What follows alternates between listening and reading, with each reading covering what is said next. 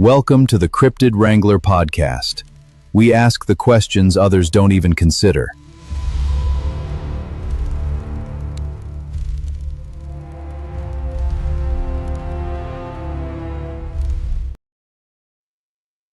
All right, this is Dan Williams from Cryptid Wrangler podcast, and I've got Bruce here from Cryptid Wrangler podcast, and thank God our Wrangler brother. So I was just going to shoot you some questions and see if anybody was going to be in the chat, and it looks like there's going to be. So, anyways, how about I was interested in listening to Rogers, yours when you were on Roger and Amanda's, and Right. I was curious, what else was your childhood like? What you can. Well, I was raised in a good childhood. I had the best parents there ever was. My father was in the military for 33 and a half years. When he was in Vietnam and stuff, of course, me and my older brother were left in charge to take care of the family. Of course, we was just little and so, and at one time we was stationed in Pearl Harbor, Honolulu, and I lost my oldest sister there. She was 13 at the time. She passed away on Easter Sunday at 13 years old, double pneumonia. She's buried there in the military cemetery at Diamond Head in Hawaii. And the captain of the Pearl Harbor kept us boys busy. And so he gave us full reign of the Pearl Harbor military bases, ships, and submarines. So that kept us busy. And then when they got Daddy back from Vietnam, they turned around and shipped us to Adak, Alaska. Oh, yeah. We stayed. We was in Hawaii another 2 years after my sister passed away, and the commanding officers decided it'd be easier on my mom if we were shipped to Adak, Alaska. So I spent a few years in Alaska. Keep in mind, we always took our vacations every year back to Tennessee. Daddy had a farm here, and his family took care of it while we was gone. And then we'd come in on vacations. And I had the early age got into the country music business. I stayed there about 10 years, 11 years, somewhere in there, and got out of it and went full time into law enforcement. And I run a couple other businesses on the side. And then, like the rest of us, I went through a bad divorce or two, and stayed in law enforcement. Which law enforcement at that time when I started out, I think I made $2.75 an hour. It's more of an honorary position. To be a lawman was considered, a good position to be in. It was just a good career. It didn't pay anything at that time. Now it pays pretty good, but back then we had to operate under budgets. Sometimes our budgets our years budget years are from July the 1st of July the 1st of the following year. Sometimes the budgets would run out by 10 months and we'd work for free until the budgets come back in. So went into law enforcement like that, and then I become a patrolman.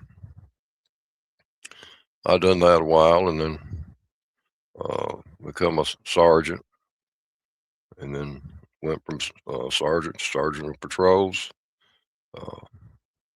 and that means everything.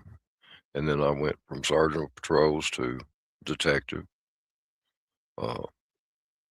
Well, investigator, then detective, and then from there to chief of narcotics and detective. And then I done a stint with Homeland Security. And, yeah. That's a career. Did you ever go back to country? Just hang out no, or interesting, or I stayed away from my biggest thing when I get out there and write songs and stuff. You to to come up with a good song is something you lived, something you experienced makes a good song. yeah, And uh, so I never got back into the habit and sang or even played a guitar in probably close to 40 years. So yeah. I looked 35 into easy. back on your career, Yeah, and I'm looking at it going, wow. So it's amazing. It really is. And like I was just telling Bruce that we're gonna have to have a whole podcast just for that alone. So yeah, I know there's plenty of fans out there that would want to hear that one too. So, but yeah, yeah, pretty great life, huh? So far, I mean, yeah. I've had retired. yeah. Excuse me. I've had a good stint at it. I mean, I've had a good careers, good life. Like I said, I had the best mother and father. Uh, they were all about us kids, so we had all our opportunities and to do what we wanted to do, and they backed us 100%. So you Beat know, that. That's the stability of the family. right, Uh, yeah. So I was gonna have you go through your first encounter again. I know some people have heard it, some people haven't, and some people have only heard half. So right. My first encounter when I was 8 years old, and that was with Bigfoot. At that time, only knew of it as a gorilla. I was at my grand mother's house, and back then, 8-year-old kids were into kites, Hot Wheels, and stuff like that. So I had gotten me a kite kit. Uh, you had to build it yourself. Come in a little plastic bag, and you had to put all the parts together and tweak it yourself to get it to fly. And so I had went out in the field next to my grandmother's house, uh, trying to get this thing in the air after I put it together. And I couldn't get it in the air, but there was 3 gorillas walked out from the creek bank over into the edge of the field, just not far from me at all, and were watching. Well, with Daddy, he kept us boys busy all the time. He kept us either hunting, fishing, or farm work. When there was never no idle time. And of course, we loved hunting and fishing, so it wasn't really a job to us. But he kept us busy. And then uh, we watched Wild Kingdom every Sunday. And so at 8 years old, I just assumed they were gorillas. They weren't bothering me, you don't look them in the eye, don't run towards them or do anything like that. And my daddy raised us tough. I mean, at 5 years old, I was shooting a 30-06 gun. Now that would knock most 5 years old down today and dislocate a shoulder. yeah.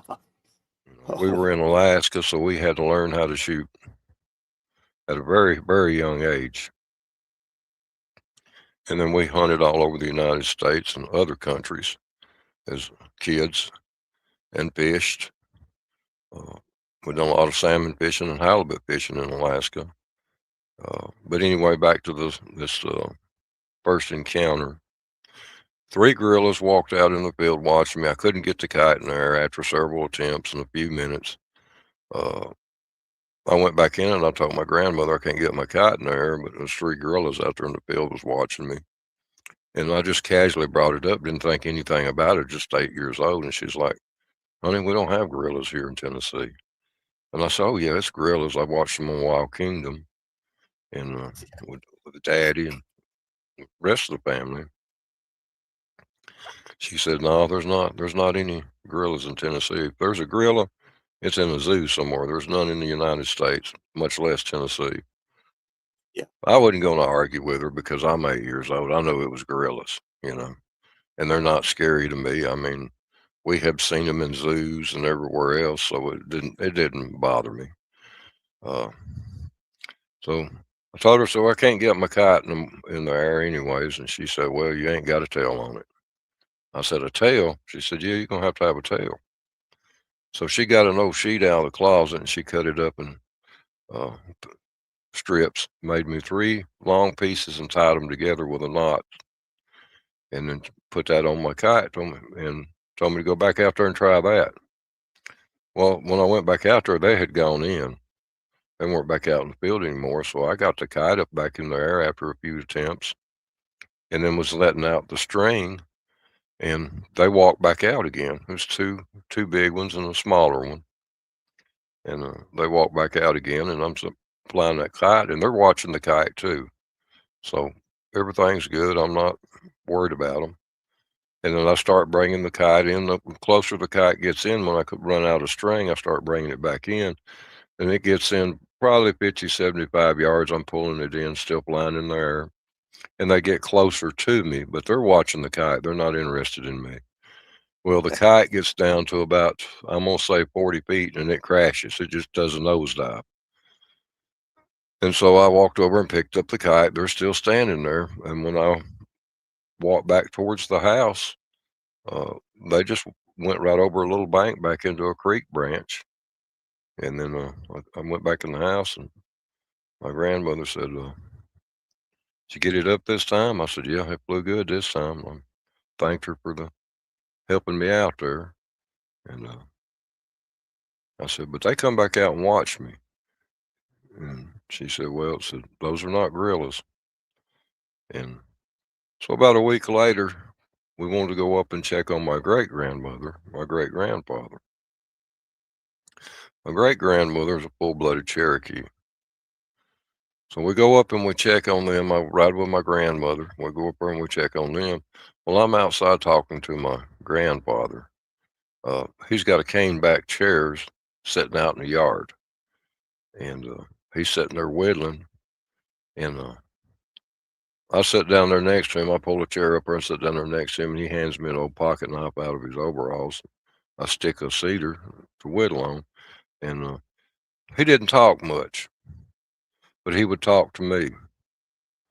And so we're sitting there whittling, and we're talking about the day and just about what an 8-year-old would be interested in. He could get my attention, just by what he had to say. Well, my great-grandmother calls out my name, said, "Honey, come on in the house, man. I need to talk to you." So I go on in the house.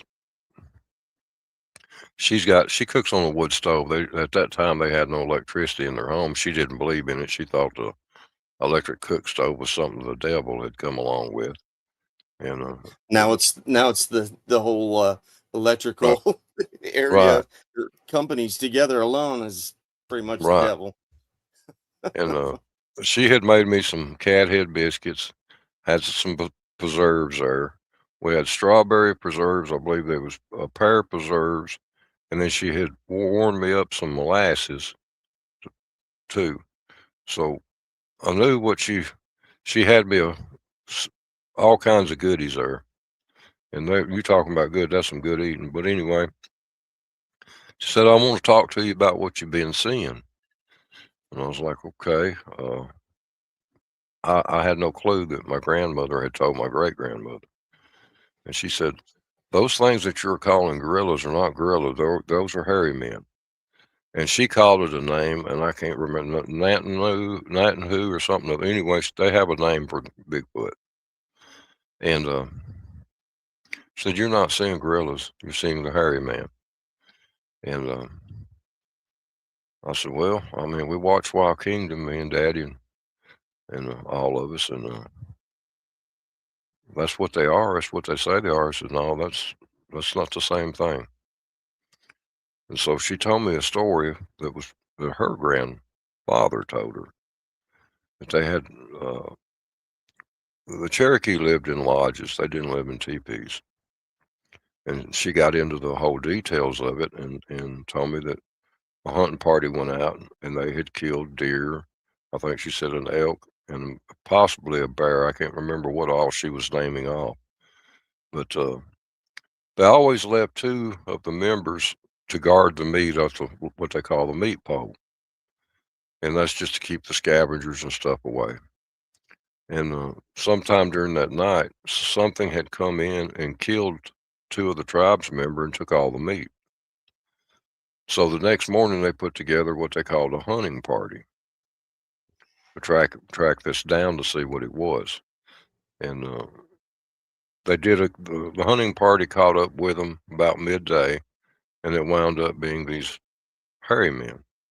So they got into a battle, and they lost 2 more tribes members, and 2 or 3 of the hairy men were killed, and they were able to retrieve part of the meat back. So that was my first introduction into the hairy man. Yeah. That's incredible. Here we're still waiting for our first, possibly second sighting, and you've seen 3 in the first 8 years of your life at one time. So, Right, right. that's pretty incredible. So, what's one of your most memorable encounters? Well, they're all pretty memorable, Yeah, except yeah, that's true. I uh, was thinking about uh, that. the most memorable would be the one that I thought I was going to die. The one we had a uh, superintendent of schools contact me, and kids and the bus driver had been seeing a bear and a cub cross the road in a certain area, but there hadn't been any bear and cubs in that area in over 100 years. So they were seeing it between 6:20 and 6:30 every morning on the school bus headed into school. And he wanted me to look into it. He said, I need you to check that out and see what's going on. And me and the school superintendent, we sharecropped. Cool. I'd help him get his crops in. He'd help me with mine. And plus, he had a massive farm. And I also hunted and trapped on that farm. So, we were pretty close. And so, Bruce, I really need you to look into it. So he tells me the bus driver's name, and I go and talk to the bus driver. He says, yeah, we got every morning between 6:20 to 6:30, somewhere in there, we get a bear and a cub crossing the road. I was like, but there's no bear and cubs. There hasn't been any here in over 100 years. Well, he sort of starts glancing off the questions that I asked him, and I didn't think nothing more about it. So I know the guy that owns the land that they're seeing it on. He is a park ranger for Edgar Evans State Park. So I call him up and we meet up and we're sitting there talking. And I said, I've got this school sighting on the school bus of a bear and a cub crossing through and going through your gate. Well, 2 weeks before I talked to him, he had moved his cattle from there down to another farm closer to mine. And because he had 2 come up dead and he was suspicious what they were, what happened to them. And so we're sitting there talking and I meet him up there and we go over and we look at the dead cows. And of course, it was just, I figured natural causes or something. There wasn't no uh, marks on it for a bear attack. A bear attack will generally jump on their hind legs and hang on and go up the back till they get to their neck. Or there was no major injuries like that. So just couldn't explain. He had 2 what looked to be healthy dead cows. And so I said, I want to come back and do a night hunt. And he said, let's do it tonight. And I said, okay, well, we can. And so I go back home and I'm getting my stuff together and stuff because we're going to wait till dark and go up there. So I'm getting everything I need together. I had a Johnny Walker game collar. I had Dying Rabbit squeal calls, jackrabbit calls, fox puppy calls. I had all the calls you could buy at that time. And I had a really good spotlight. Well, he calls me back at home and he says, hey, uh, my brother-in-law works for Ford Motor Company and he's driving a brand new Ford 4-wheel drive truck. He's willing to let us use it, but his son, my nephew, wants to come. And I said, well, that's fine. That'll work out. There'll be 3 of us. you know. And so the young boy shows up with a truck. We got everything loaded. We brought a quilt where we could lay our guns on top of the cab of the truck. So we go up there and we pull in the barn lot, and we have him to back into the upper side of the barn lot. And I start running these game calls, and his job. We left him in the front of the truck. His job was to keep our spotlight plugged in. Don't let us pull it out. And my game caller run off of batteries and had a big, huge PA speaker, and we had that in the back of the truck with us. So I run it for just a few minutes. I heard some noise just off to the left, to the back of us. So I nudged the park ranger who was with me, and he was holding the light, so he cut the light on, and it was a coyote, a couple coyotes, and there was about 3 or 4 different types of animals there, which was strange because you generally don't call that many in at one time on a caller.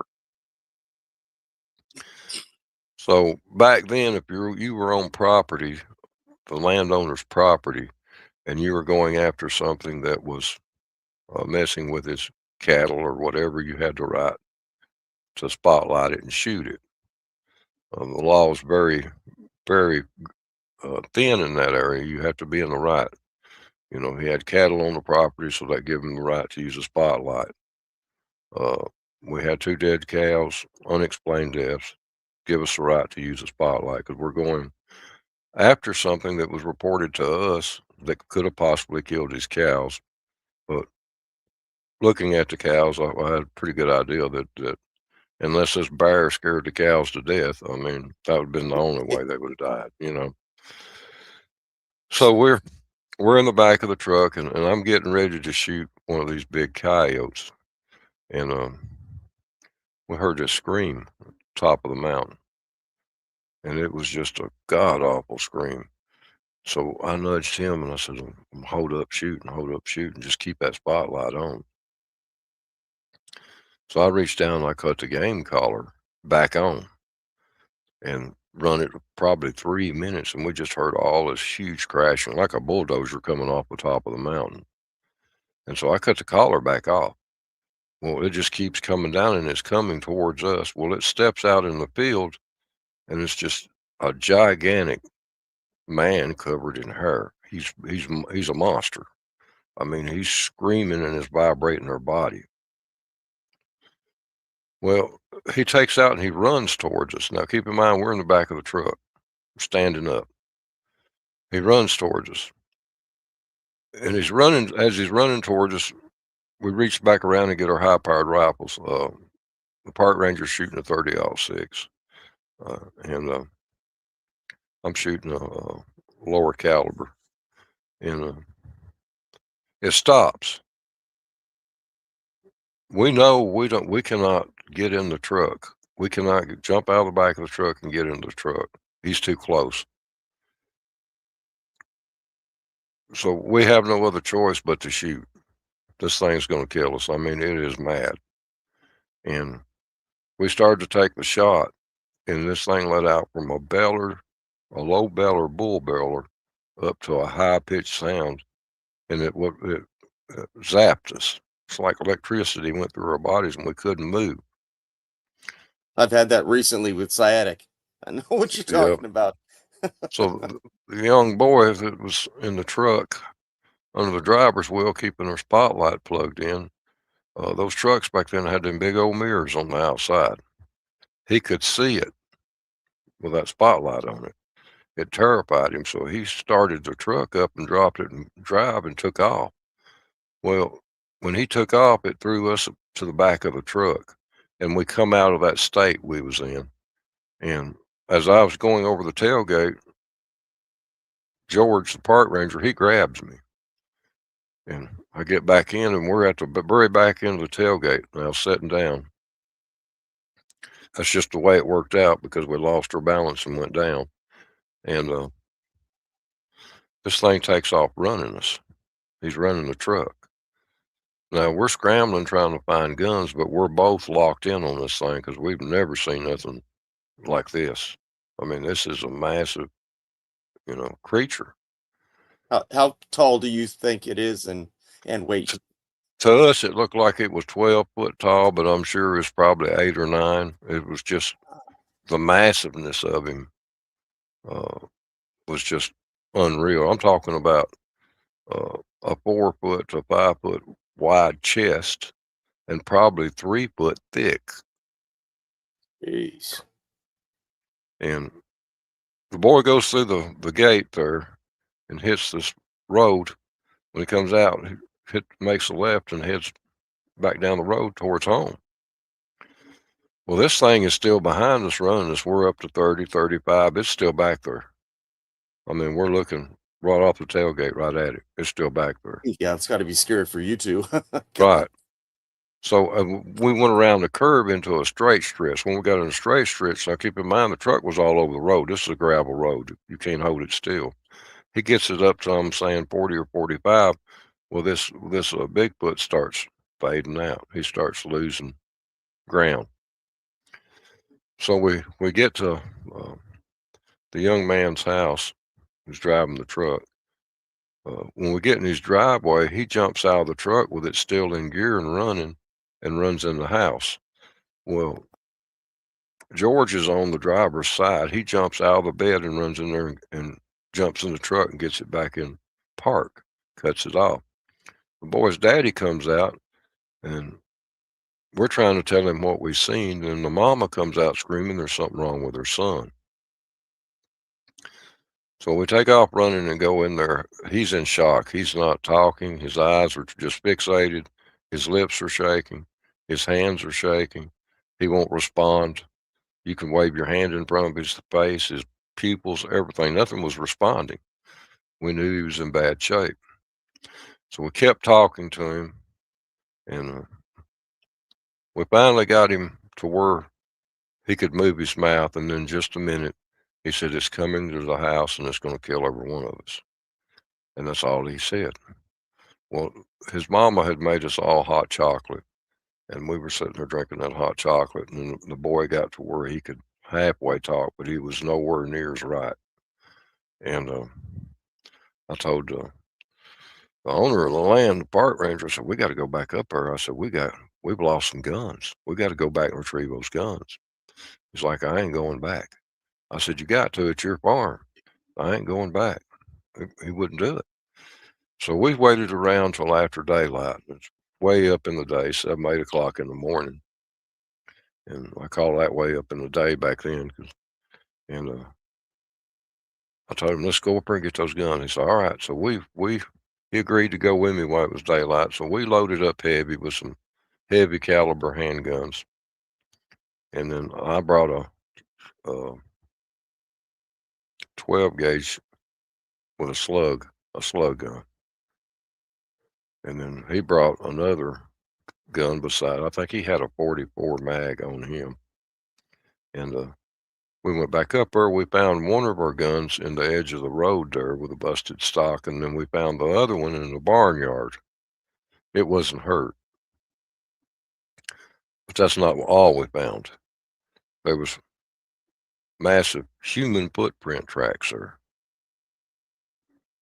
So at that time, I was wearing a 9.5 or a 10 boot.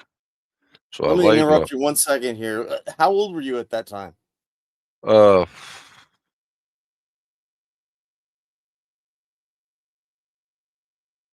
gonna say 17 or 18. Oh, wow. So yeah, still fairly young. Yeah. I promise last time I'll like interrupt you.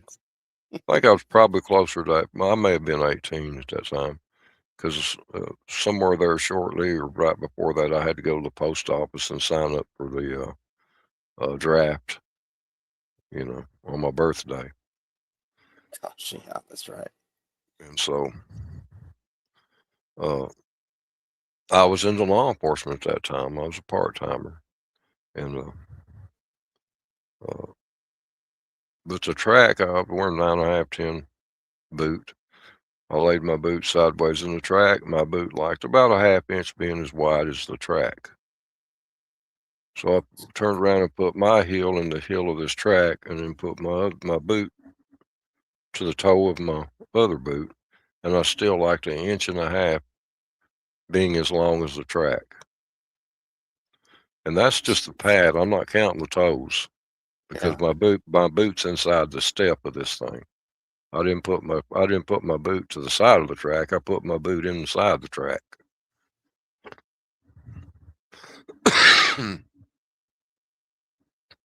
But that's pretty much that one. I went and talked to the bus driver, and I asked him. I said, "What's going on?" And he was like, "Well, what's what we saw?" I said, "No, it's not what you seen." And I was like, "Well, Bruce," he said, "I drive a bus. I can't come out and say what we saw." He said, "I told the kids it was probably a bear and a bear cub. They were going to school telling the teachers." And then the principal asked me about it, and I said, "Yeah." And the principal told the superintendent, and the superintendent was just like you. He knew it wasn't a bear. He just didn't know what it was. And I was like, "I wish you'd been honest with me up front." And he was like, "Well, I mean, I have to, I can't get out there on a limb and lose my job. I got to have my job." And I said, "Well, did it walk on all fours or did it walk on twos when it crossed the road?" He said, "Walked on twos." So I said, "It wasn't a bear." And he was like, "No, it wasn't a bear." He says, I'm not going to say what I thought it was, but it wasn't a bear."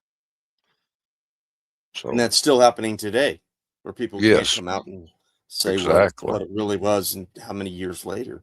Yeah, I mean, be honest with you, how many parents will have a problem with a bus driver who's seeing Bigfoot cross the road? You Yeah. know, big Driving their question kids is to school. right.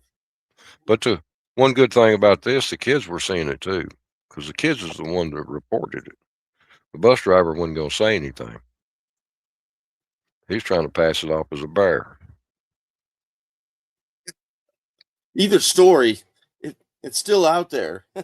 Right, right. Wow, Yeah, that's incredible. yeah. Did you have something else you wanted to say on Well, that? I talked to him some more about it. He got into a little bit more detail. And then across the road from that barn that we went into, uh, the man who owned that also owned across the road, and he had a rent house there, and he had an elderly couple there. Well, when I left the bus driver's house, I drove up there and talked to them, but I didn't drive there. They had moved out during this. They had moved up to what we call the Boma community. And so What community? Boma, Bo- Boma. B-O, Okay. yeah. And Okay. so I Uh, drove up there and talked to them, and they said, well, that's the reason why they moved, because it was coming down their driveway out of the woods every morning. And they give me the exact times as the bus driver was seeing it and the kids. And they said, it was a monster looking thing. They wouldn't have nothing to do with it. So they moved. But after that, it was never seen there again. they knew what it was though, enough to be able to say, "Hey, we're out of here." Oh They knew yeah, they what it weren't. was instead of a Yeah, bear yeah, versus. yeah, yeah. They knew what it was. Uh, Back then they called them the older people like that call them wood boogers, stuff like that. They had names for them, so they knew what it was. I mean, yeah, they when they ID'd it, there was actually two of them that they were seeing. We only seen one, and that was the one that chased us. And they were seeing two together. Uh, Yeah. yeah. So maybe there was a baby nearby. Baby nearby, or maybe this Well, was a female and a you baby, know, and and the one that got after us may have been the alpha male. Gary. Yeah. I tell people that ask me about that years later that want a description of it. And I'll give them a description. I'll tell them the hair was matted, but the hair on his head was actually braided. He had a one braided strand going around, which would have been our left, but his right, top of the head. So they're pretty familiar with the life that we had with braids and like you had Right. said, shells and Yeah. stuff like that. So Braid. Yeah, braids go back for hundreds of years, if not thousands. Uh, you get into them like the one on Cumberland River, a group that I become no good and they know me good. The female out of the bunch, uh, she was the leader, and her hair was braided, but she had snail shells and what we call freshwater mussel shells braided in her hair. So they have human qualities about them. No two are exactly the same in the face. They have a little bit different hair textures and colors, but they're just like us. Yeah, You it know, makes sense. Wow. That's incredible. What do you think it is that drew them away from us? Do you think there was a fight at one time, or somebody got hurt, and that's why they started to distance themselves from us? I don't really know. I mean that there was the Indians were fighting with them uh, many hundreds of years ago. And then the Indians is just like any war. They would have a peaceful time and interact with them for 100 years or so before they would fight again. And it was not all of them fighting at one time. It was just at different times they'd be fighting. And so it's really hard to say, why they.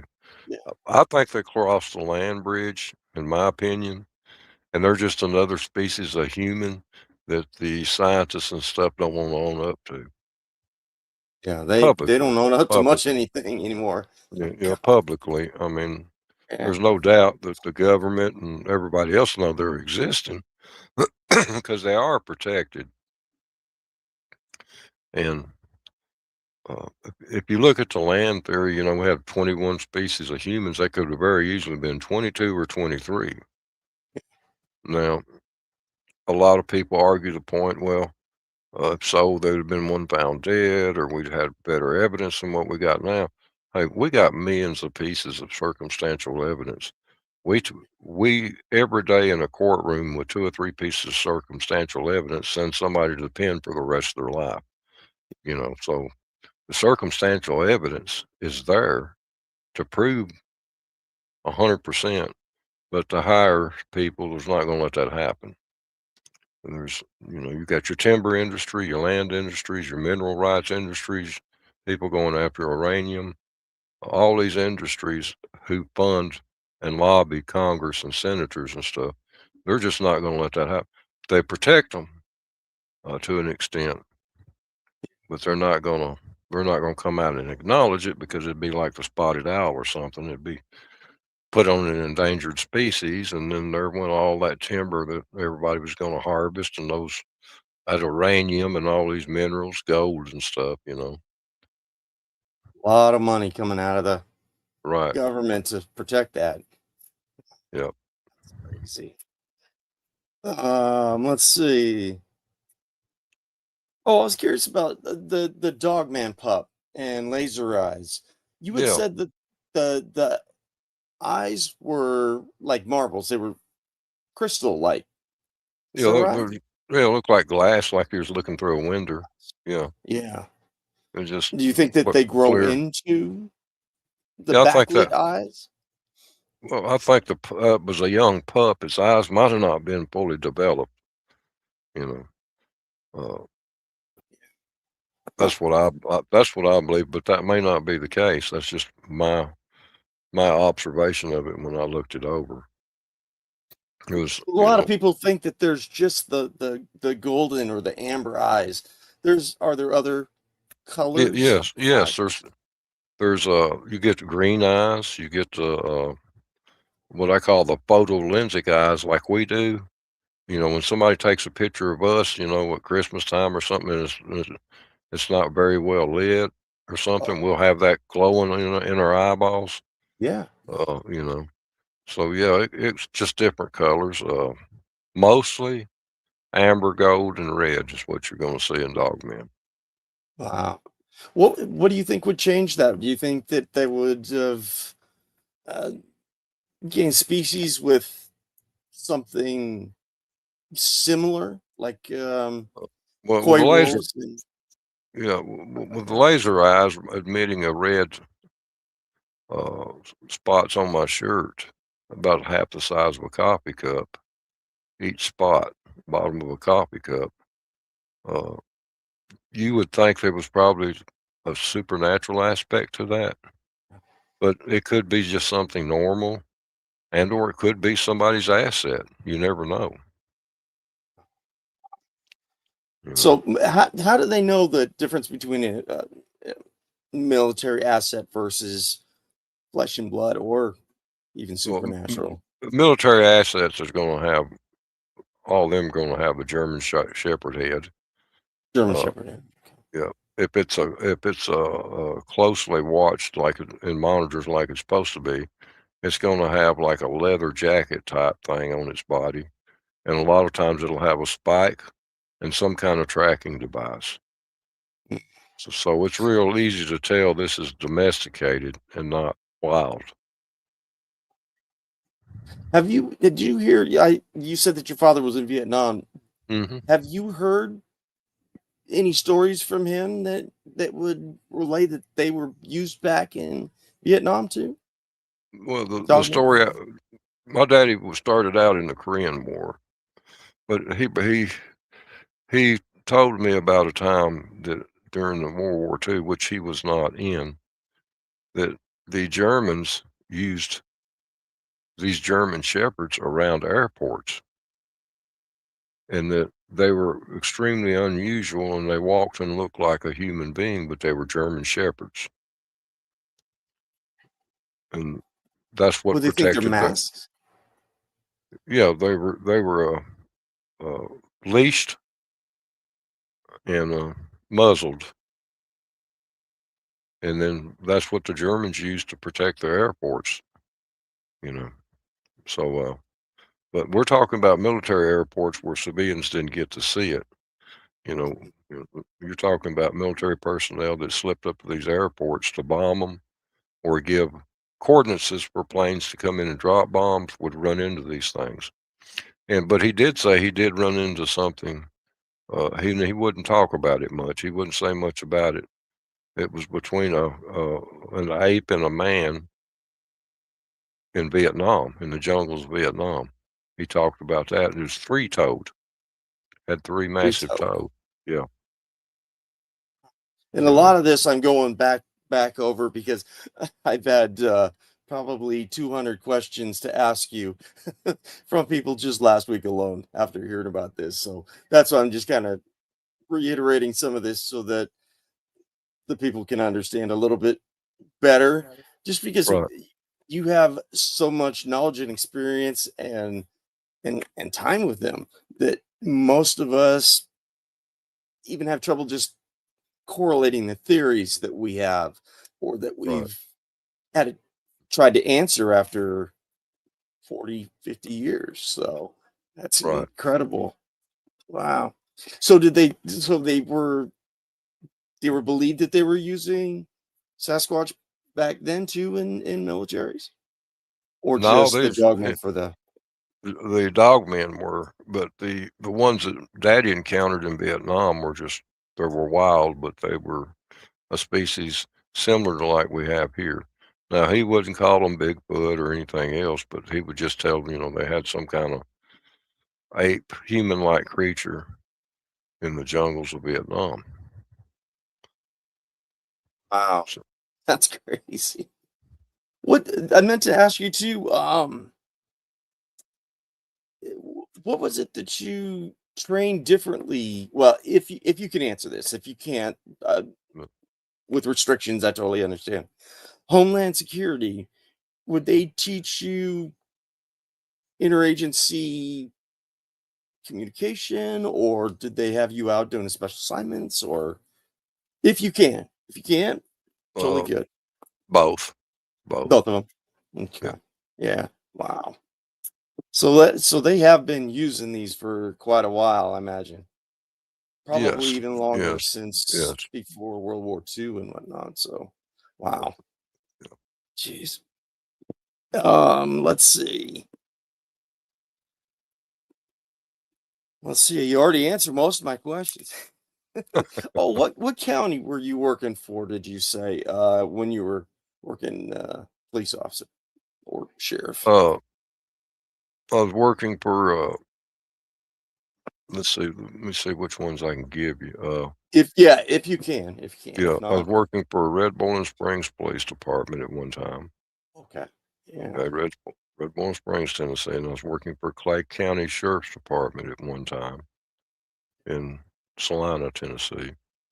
Which there was a story leaked on it, so I wouldn't get in any confrontations or trouble with discussing this one because it Yeah. was mentioned by a private citizen who also witnessed this.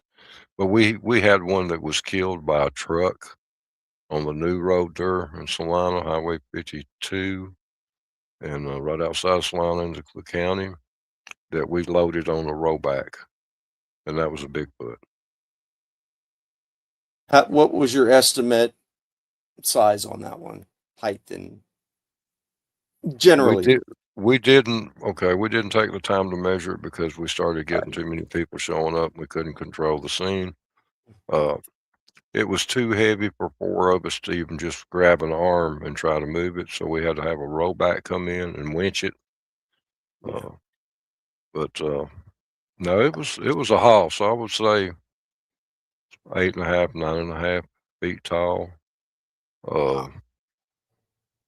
massive. The hands would probably go over a basketball like our hands would go over a cue ball. Gosh. It's That- just and- massive. yeah. And that didn't concern you or freak you out that even No, as a young sheriff too. this was in 1999. Wow. So I wouldn't no longer a young man. I was say middle aged. Wow. Yeah, no Uh, kidding. But you had grown up with them. I'm sure that's why part of the reason you would get calls. yeah, see, people don't understand these creatures, and yes, there are some out there that would probably kill you. I mean, I had that one bad incident, but by using those collars, did I provoke it? I believe so. I don't believe I would have had a bad encounter if I hadn't have provoked that one. So I Yeah. tell a lot of people call me and ask me, they've seen one on their property or they've seen one on somebody else's property and they've got permission to go.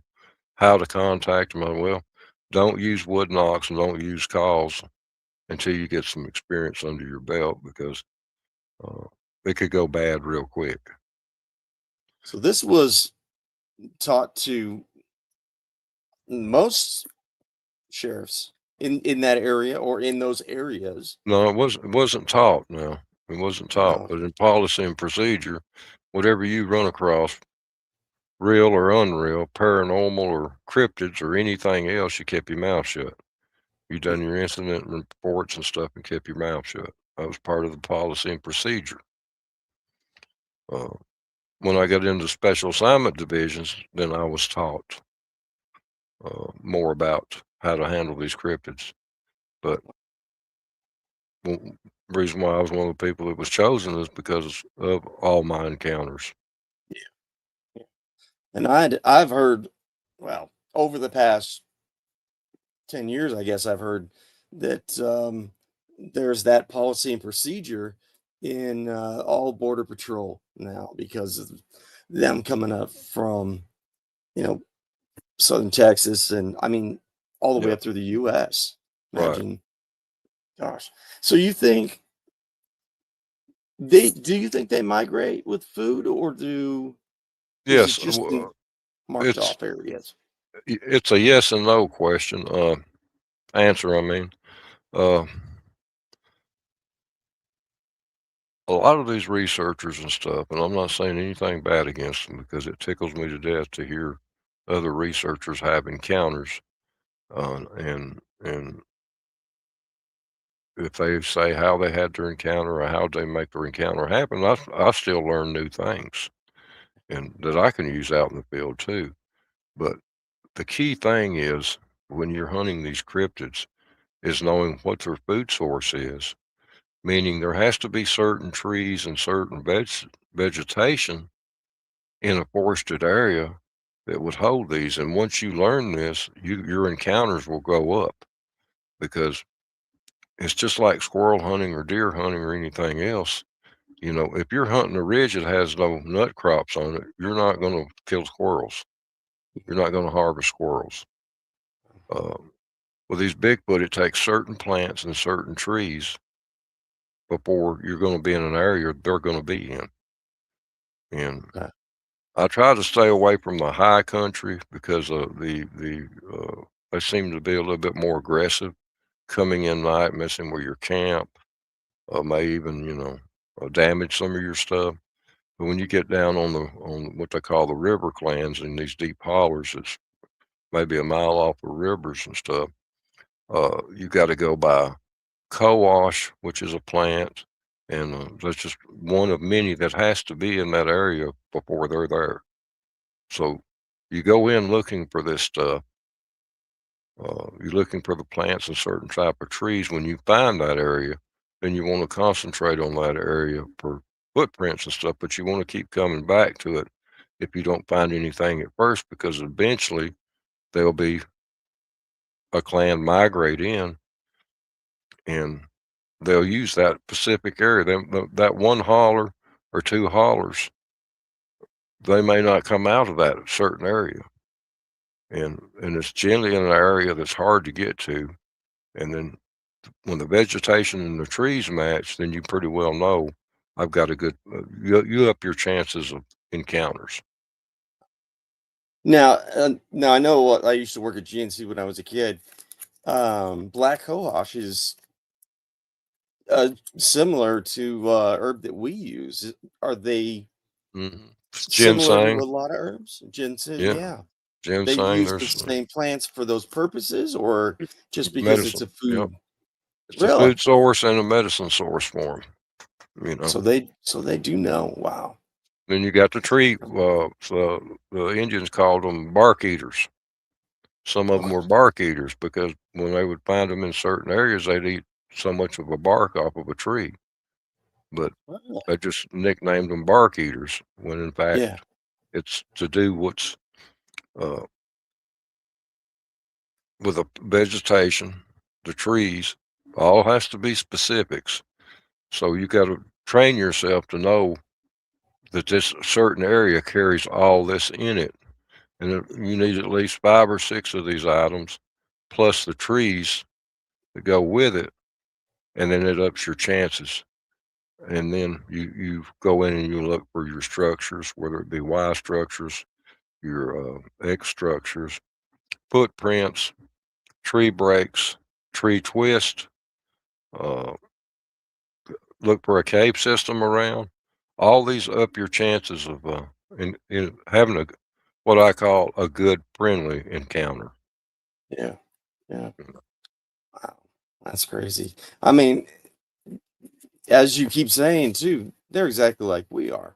Yep, yep. More more ways than one. And I think a lot if people were to take that into consideration, well, if they took that into consideration, that they might have more encounters or whatnot, but Uh, not necessarily want that many encounters right. at that If time. if So, you're in if you're in a specific area and you've seen one cross the road, or maybe you've seen one in the woods at a distance, photograph and learn the trees and plants that you've seen him in that area, and put that in your book. In other yeah. words, file it in your head, and then use that when you're out looking at other areas.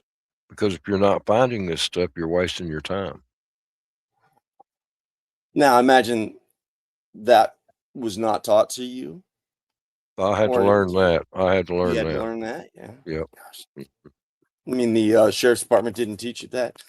No, no. Wow. You live an amazing life, man. You really do. Well, I've been lucky, and I appreciate God giving me the opportunity. Amen. Amen. Yeah.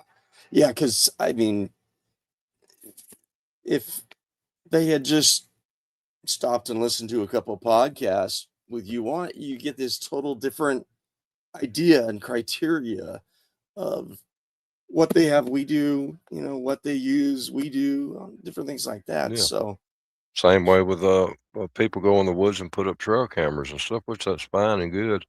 And then when they get a picture, it's a blank picture of just the woods, or it's maybe a thumb or something. And I do opposite things of what a normal person would do, and I don't try to overthink it. Is that I try to get in the minds of a Bigfoot or a dog man and see what they would do. And so I have buried cameras in the ground with a lens only sticking up in the air just to catch one step across it. Do you You know, think they come across where they've seen that? Or yes, that they have noticed it or not? they've not found the ones I've had buried in the ground, but they'll find the ones I have in the trees. Ah, yes. So Yeah, gosh, that's crazy. That is amazing. And so you still interact with them daily if you wanted to. yes, yes, yes. Would you go to a certain, well, I guess as you just said, you would go to a certain area for, Sasquatch or Dogman versus now they both in that same similar area with the similar trees and or are Some of they them are, completely different? some of them are, some of them not. They'll generally be in the same area, but not the same vegetation conditions. Uh, Okay. Dogmen tend to like cave systems more. Uh, the Bigfoot also use a cave system, but they're not totally relied upon it. Okay. Dogmen relies on the cave system because they're a canine. Uh, they're more of a ground, I'd call it an underground uh, flesh and blood animal. Uh, so when you catch them out, I mean, if you go in a well-known area for them and you have your sightings, and then you go back, wait a couple days, and go back, and insert yourself in there, you learn a lot. You can track them to cave systems. I mean, I've had one recently that I tracked to a cave system after I spotted him, I think 2 or 3 days earlier, and had too close of an encounter. Uh, but when tracked him to a cave system, when I got on my hands and knees to go in the cave, because I don't like to bend over to go in, I'll get down on my uh, hands and knees and belly crawl, do a military style elbow crawl, and then uh, keeping the light in front of me. And then when I got into the cave, halfway into the cave entrance, I cut my light on, and then I was just, uh, I say, about touch nose with a dog man, but probably a foot from my face was his face. So it didn't take me but a minute to back out and stand up and go around the hill and sit down and watch the cave entrance. But Or you less know, than a foot. I mean, yeah, you it back won't. out in Yeah, seconds. yeah. Gosh. Other words, you got to be careful when you come out like that because you will trip and fall because you're coming out so quick. When you go to stand up, you'll lose your balance. God, those are the little things that 99.9% of us would never even think of. Just sticking your head in there alone. So if they're so much bigger than us, how would they use an alternate cave entrance or just the way that you entered, just like the way you entered, I guess? It's again, it deals to high traffic areas. Now, I've noticed in the last 4 or 5 years that they're coming in closer to subdivisions than homes, but they're using spots, certain spots in farms and subdivisions that nobody goes into. It might be a bluff or a extremely high ditch that's overgrown with briars and stuff. They're using stuff like that that they stay right out of sight. And then every now and then somebody will say, "Well, I've seen something on my walking on back legs that looked like a Bigfoot come across the yard, and the neighbors had cameras, but it didn't catch it on the camera." Well, a lot of people don't understand the infrared on the camera looks like a spotlight beam at nighttime to these animals because they have a different eyesight than we do. You know. Some of them just see black and white. Oh yeah. So Gosh. then when that IR off that camera shines, it just looks like a Batman beacon, I guess you could call it. You Yeah, know. that will make sense. Yeah. Yeah, and I don't think a lot of people understand that they can still see that stuff, and why they can't seem to be getting any good pictures of them. Well, they know they can see pretty well. I mean, I've even heard that. Well, I've heard a couple things. Bears, you are able to see that same, not frequency, but type of lighting. Can they see Mhm. that, or would it just be They have cryptids that we normally? normally it's going to be the cryptids that pay attention to that. Bears are become more domesticated, so they don't pay a whole lot of attention to stuff like that. They can Mm, see it, but it just doesn't. Uh, their curiosity is to walk up and look in the camera and slap it around and stuff. In which you yeah, get good pictures, you know it's a bear. yeah, yeah. Where Well, a I've also heard Bigfoot, that once those batteries warm up, they smell like berries. I don't know if you've ever heard of that. I think I heard it on a program one time. yeah, that's the reason why I bury mine. It keeps the scent down. Uh, I will leave them in the woods. Period. Don't even don't even bring them home. Put them in the truck or nothing. Just Oh leave yeah. them. You know, Gosh. if you got to change out your batteries, change them out. Put your batteries in your pocket and come straight out. I noticed, excuse me, in a area that was backed up to a park, somebody had uh, a two game trail cameras set up. But after when you went around the hill about, I don't know, 20, 25 feet, there's there were batteries just get thrown out where they changed the batteries and just threw the batteries down. And Jeez. you know, I'm sure they Uh, had. I'm sure they didn't even get a good picture of a deer on there after doing that. You yeah, know, yeah. No kidding. What do you think? What is the impact you think that we have on the land that would send signals to them? so You know, we have a could it? major impact, and it's not good. Yeah, We yeah. are we have become a wasteful world. Uh, there's some people getting back into recycling old homes, barns, and stuff to build new homes and stuff.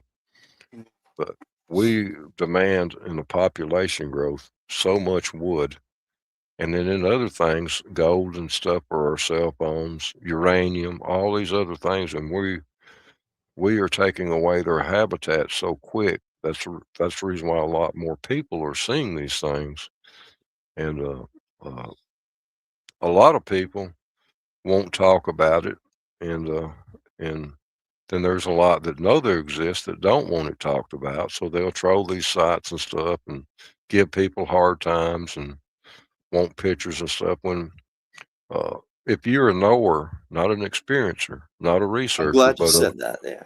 if you a knower and you know 100% without a doubt because you've had interactions with these things, you will protect them.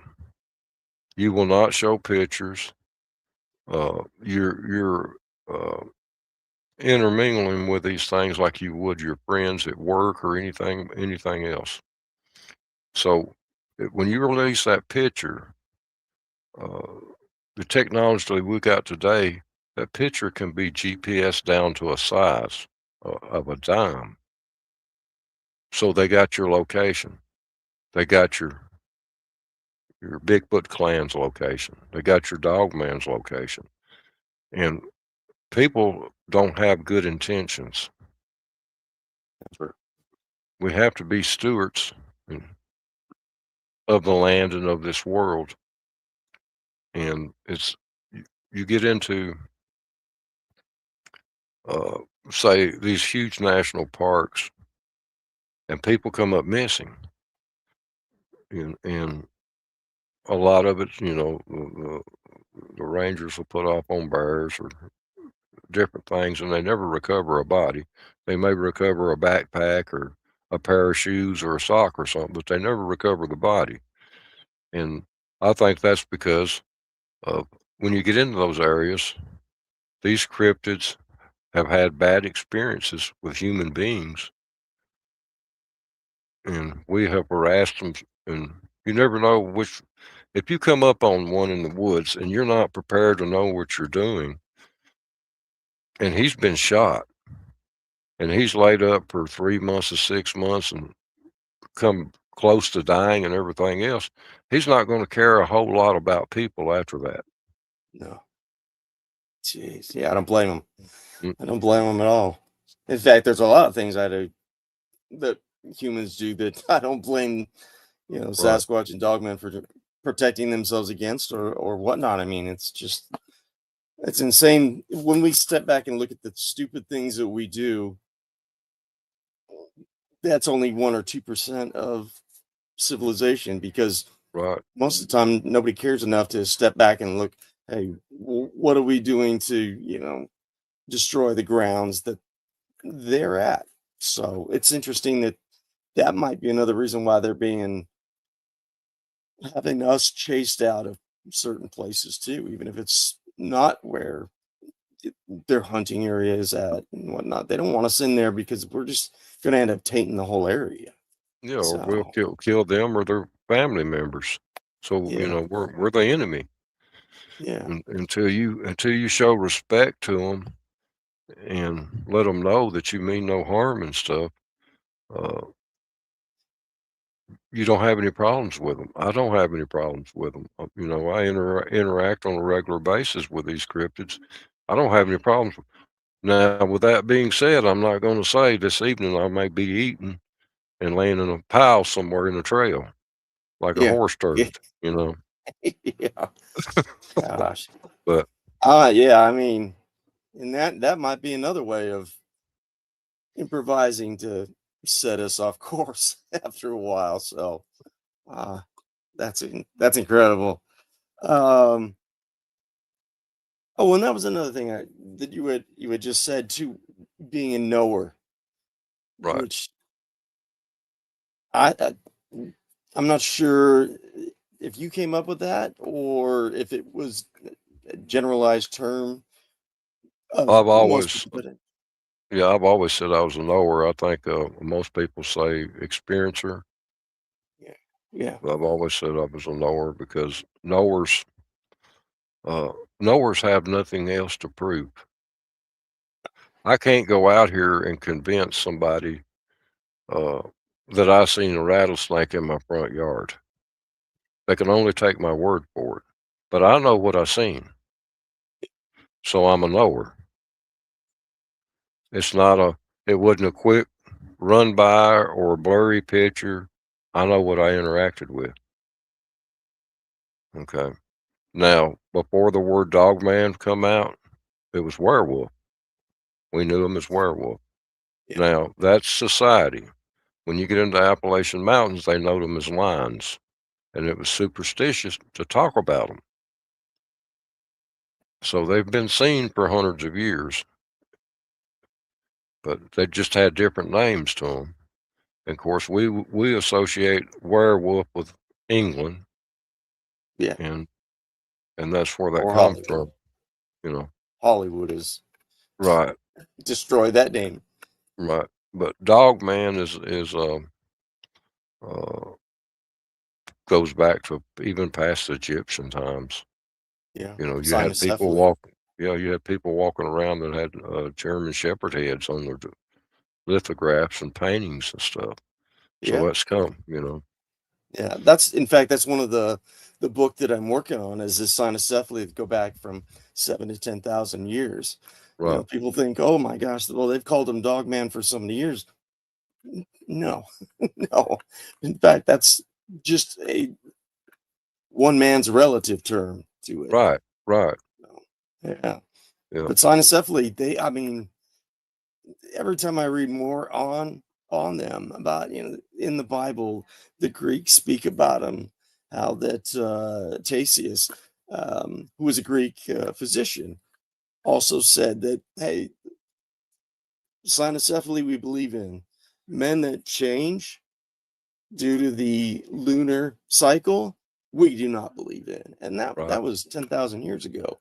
Right. So, when people start to say, "Oh, well, we saw this werewolf," and I think people just kind of generalize that term of, "Oh, Yes. this is what they all look like, and this is what we called them at that time," but not at all, not at Mm. all. Gosh, man. Um, you were also saying about how you to interact with them. How that's the way you carry yourself. Can you go a little more into that so people can understand that these are these are things that we know we can do, but we don't. I'm sure that 99% of them won't do that now that they know how to carry themselves around them, or the fear, or whatnot. What can you explain more on that?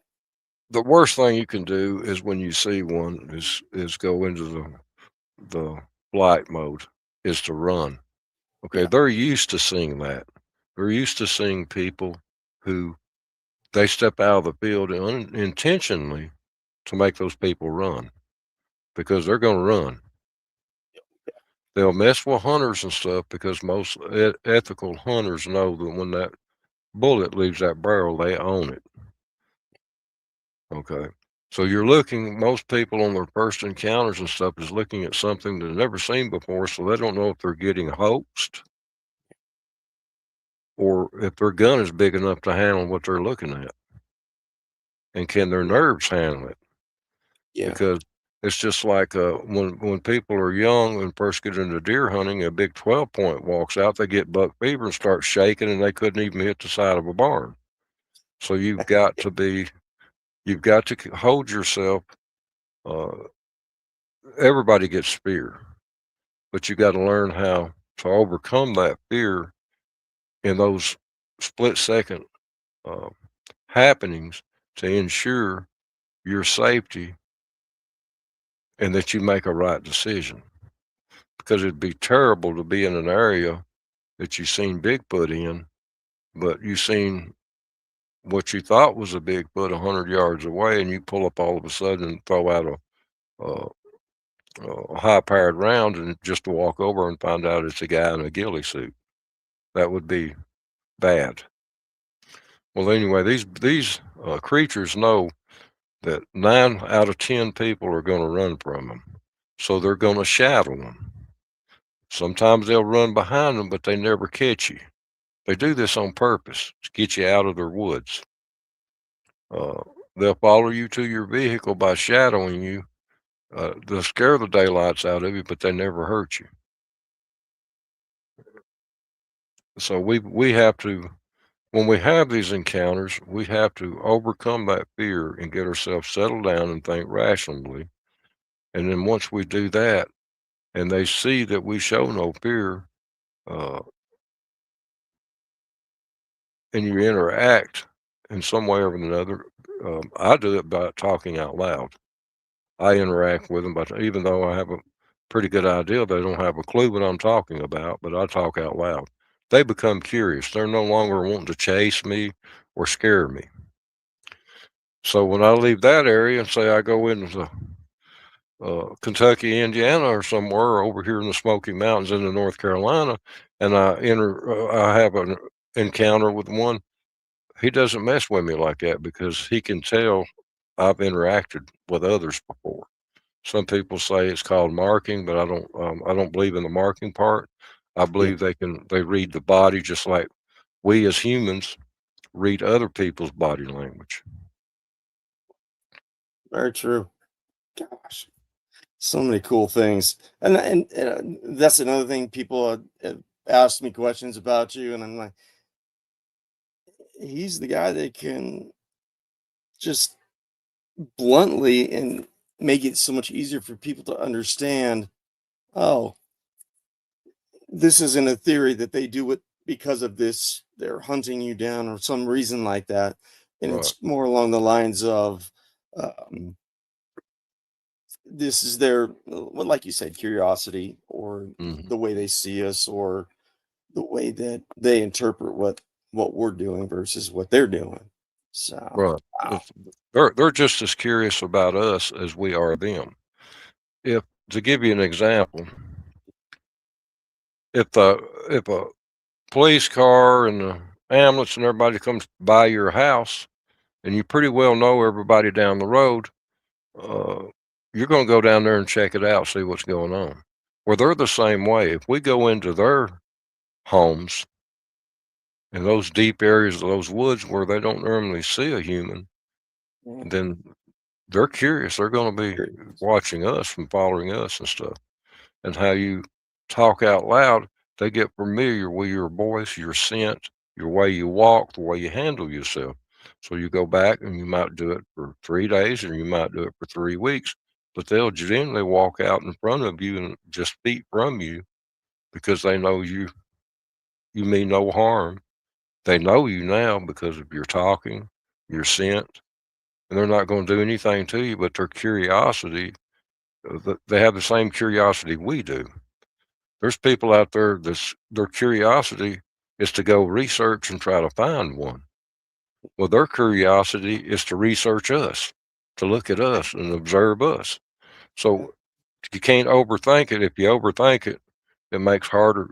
It makes it harder for you to have an encounter and or have a good encounter. Well, and that's what most of us do with these theories. They're so far fetched. It's Right, way out there. And then when you approach somebody that's familiar like it with you, it's it's like, oh well, that makes more sense than the 30 or 40 years that we've been thinking right, completely the wrong way. It's just simple. It's so right. simple. um, let's see here. I appreciate you taking the time with doing this too, because you wouldn't believe how many people have messaged me. Hey, excuse me. Hey, ask Bruce this, and I'm like, you ask him. I mean, it's what we do. Our Right, curiosity is with who knows the most about it, and who can just explain everything on a simple reason versus some stupid theory we've been dodging and aren't even close to for so many years. So it's very cool. It's very cool.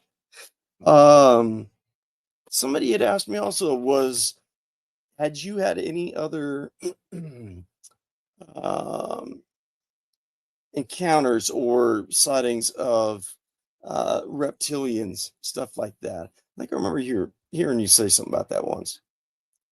I don't No? really, I don't really know, to be honest with you. Now, the reason why I say that is because I was tracking here in Whitleyville, Tennessee, what I thought was a dog man, and it wound up uh, just a few yards ahead of me, of turning around and looking at me. But then it flew. It had a wingspan, wings come out, and it flew, and it had a face of a bat, but a body of a dog man.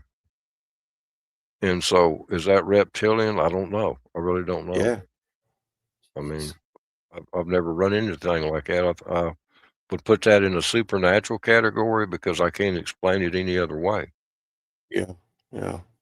How much do in this research has this brought you stronger religion or questionable about religion?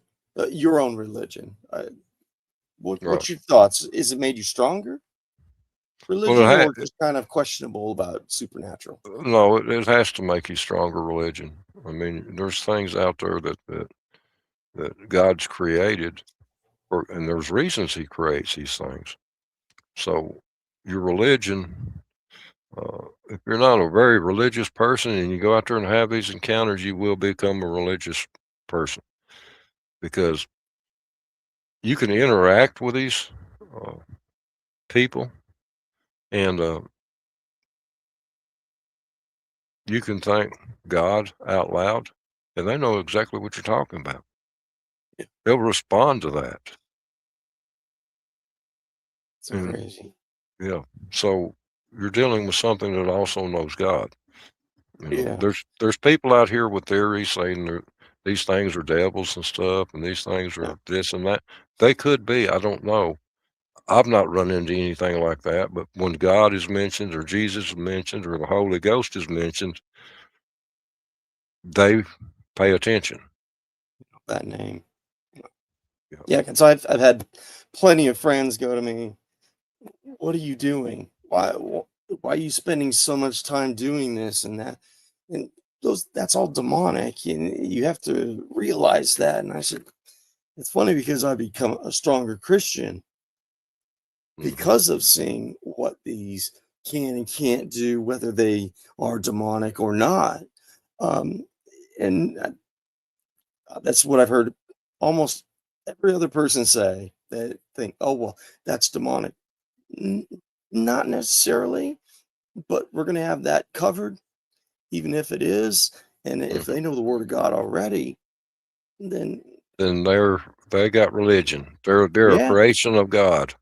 yeah, yeah, So they know they may not get along with the master, but they know who he is. yes, yeah. Yeah, and it's funny that because I keep hearing Martin saying that too, that he'll go in and he'll say the Lord's Prayer, and I'm like,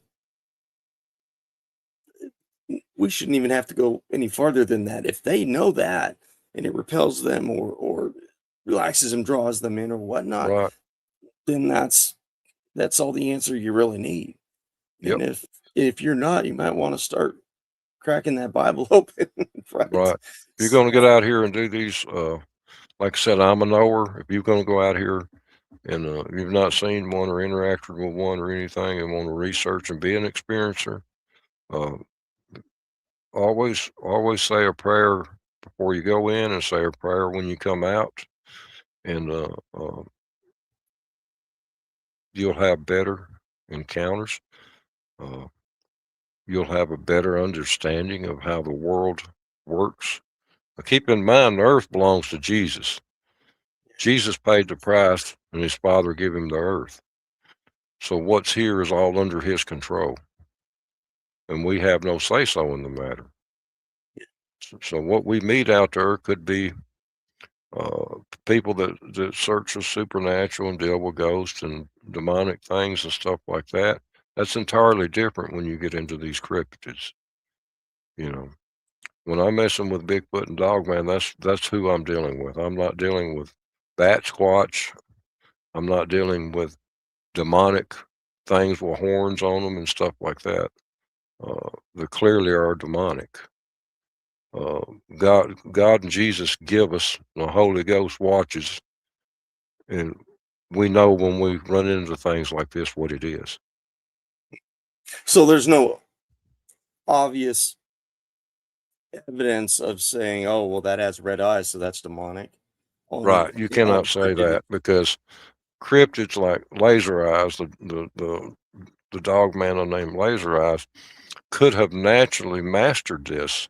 Now, some people don't like to get into the scientific aspects of it, but us as humans have the ability to use telepathy. Well, these things are living in the woods and stuff, and they know everything and everything about that. Other people live in the city, they know more about the city than they do the woods. So they're the masters of the woods. People are masters of the city.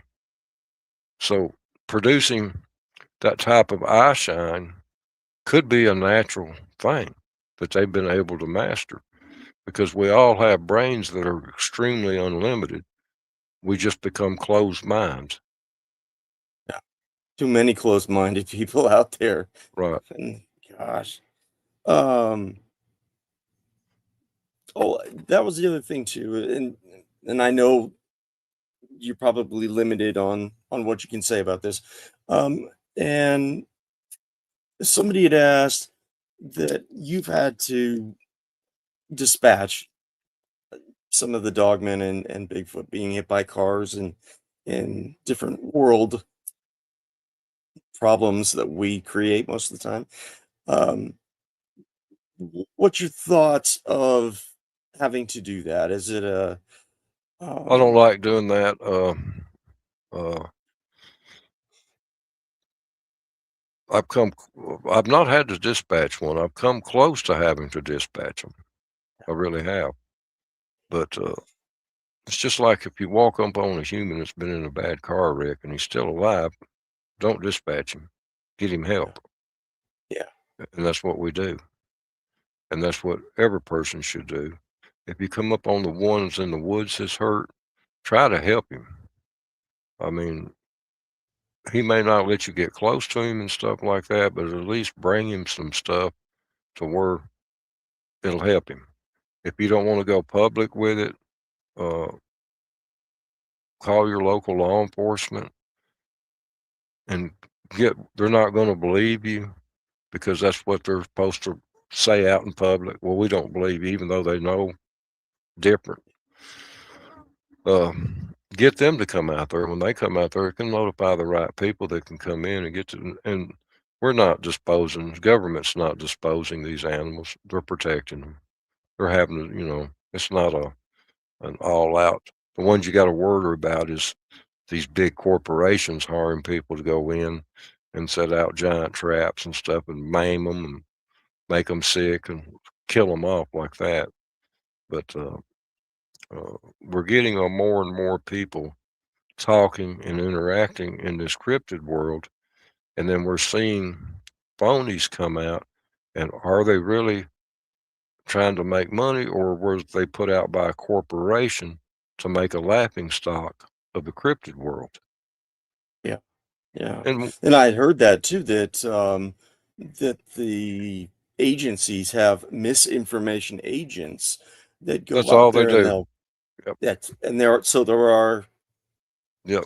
That's all they're doing. agents that are specifically just set forth to do that, Right. which would make sense now that after what we've said, what we do to them, it makes sense. It makes a lot more sense now, knowing that we don't know half as much as we think we do, and the more we start to learn about it, the more those smaller things make sense, Right. and more of a protection of them. So incredible. Yeah. Go ahead. Oh, go ahead. Go ahead. Oh no, you're good. Go ahead. I'm here listening to you. We have I'm in we have we have a guy out there now parading a Bigfoot around in a glass coffin. Uh, the last I heard, and that's been a month or so ago, 60,000 people's done viewed it, paid to view it.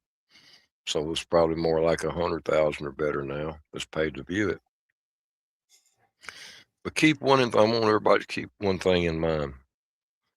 If you're in a park, whether it be a city park, a county park, a state park, or a federal park, they're not going to let you possess something like that. You will be charged.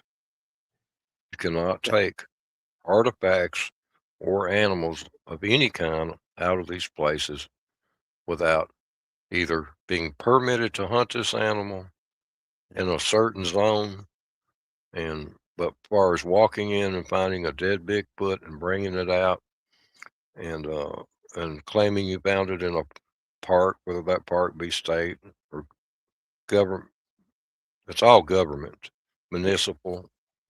You cannot possess it. Yeah. You go to a lot of trailheads in these parks, you'll see signs that say, whatever you find, if you find an arrowhead, don't pick it up. All TVA land, Tennessee Valley Authority land, all of that land, you're not allowed to pick up these artifacts or pick up Bigfoot or his bones or anything else. It's all Yeah. federally protected. It's funny you say that because when I was researching this morning, I came across that on Instagram. In fact, I sent a copy of it to you, and I thought afterwards, I'm like, he's probably not even gonna know what I'm talking about. So, Yeah, but I did send it to you about this guy that is going yeah, around and saying he's got, you know, on these big news channels and saying, "Oh well, yeah, we dragged him out," and you yeah, didn't drag him out anywhere. Not if you're no. even talking about the exact same size Well, and weight and everything. now you got to look at his name, Snake. That's a giveaway. Yeah, You got to yeah, look at how he presents himself and carries himself. Uh, look at where he sent his evidence, and look at what his witnesses are. But they're not. His witnesses are Native Indians, who wouldn't have a bit of problem coming on TV or signing a written statement in front of witnesses to say it's real. But he comes up with all this stuff himself, And so what corporation and stuff is paying him to make a laughing stock out of it to get people to back off interacting with these cryptids? Yeah. So, if he charged $1 a head and he's had 60,000 people looked at it, that's $60,000. If he charges $20 a head, I mean, he's laughing all the way to the bank, and plus whoever's paying him to overthrow this Bigfoot trend that's going on now, they don't want that. Corporations don't want us to find out that these big swaths of timber that they're fixing to cut carries these creatures, because they'd be put on an endangered list, and they couldn't mine it, timber it, and corporations own hundreds of thousands of acres, you know, so it would take their money away and as cruel as it sounds, it's exactly what it is. It's a cruel world. Yeah. Yeah, I can't imagine. And now you would know better than I would if something happened like that, and the government was not called upon where it was found, or even looking into it, or money being made off of it. Would the government would step in, and I'm sure they would have some rules or something to go by in order to keep this. Well, if you took How it do I out of a say it? park, you'd be charged. Yeah, There's which is clearly signs indicate it, because you didn't stop to read the rules and stuff doesn't mean you can take stuff. You gotta do your homework. But it's pretty well known, if you take anything out of a park like that, uh, you're going to be arrested, and whatever you took is going to be seized. It's not going to be displayed in a glass coffin and showed to the public. They're going to take it. The government's going to that. step in Yeah, and that's take it. it didn't make sense at all. I'm like, this guy's going on a major news network saying this. I'm just Right. going, first of all, that's not real smart. Second of all, you're going to be doing some time or in a lot of Yeah. fines for it, especially being And you brought really, around the and since if it wasn't a real Bigfoot, he could get away with this by entertainment purposes only. Okay, that makes sense. So he could display it and say it's a Bigfoot and come out and talk about it, but somewhere in that fine print, he's admitting it's not real, entertainment purposes only. He's covering his tracks. But if it was real, he wouldn't be doing this, because he'd be sitting in jail somewhere. Good. I'm glad at least it comes around that way and not what it looks like on TV. Right. I'm sure. Yeah.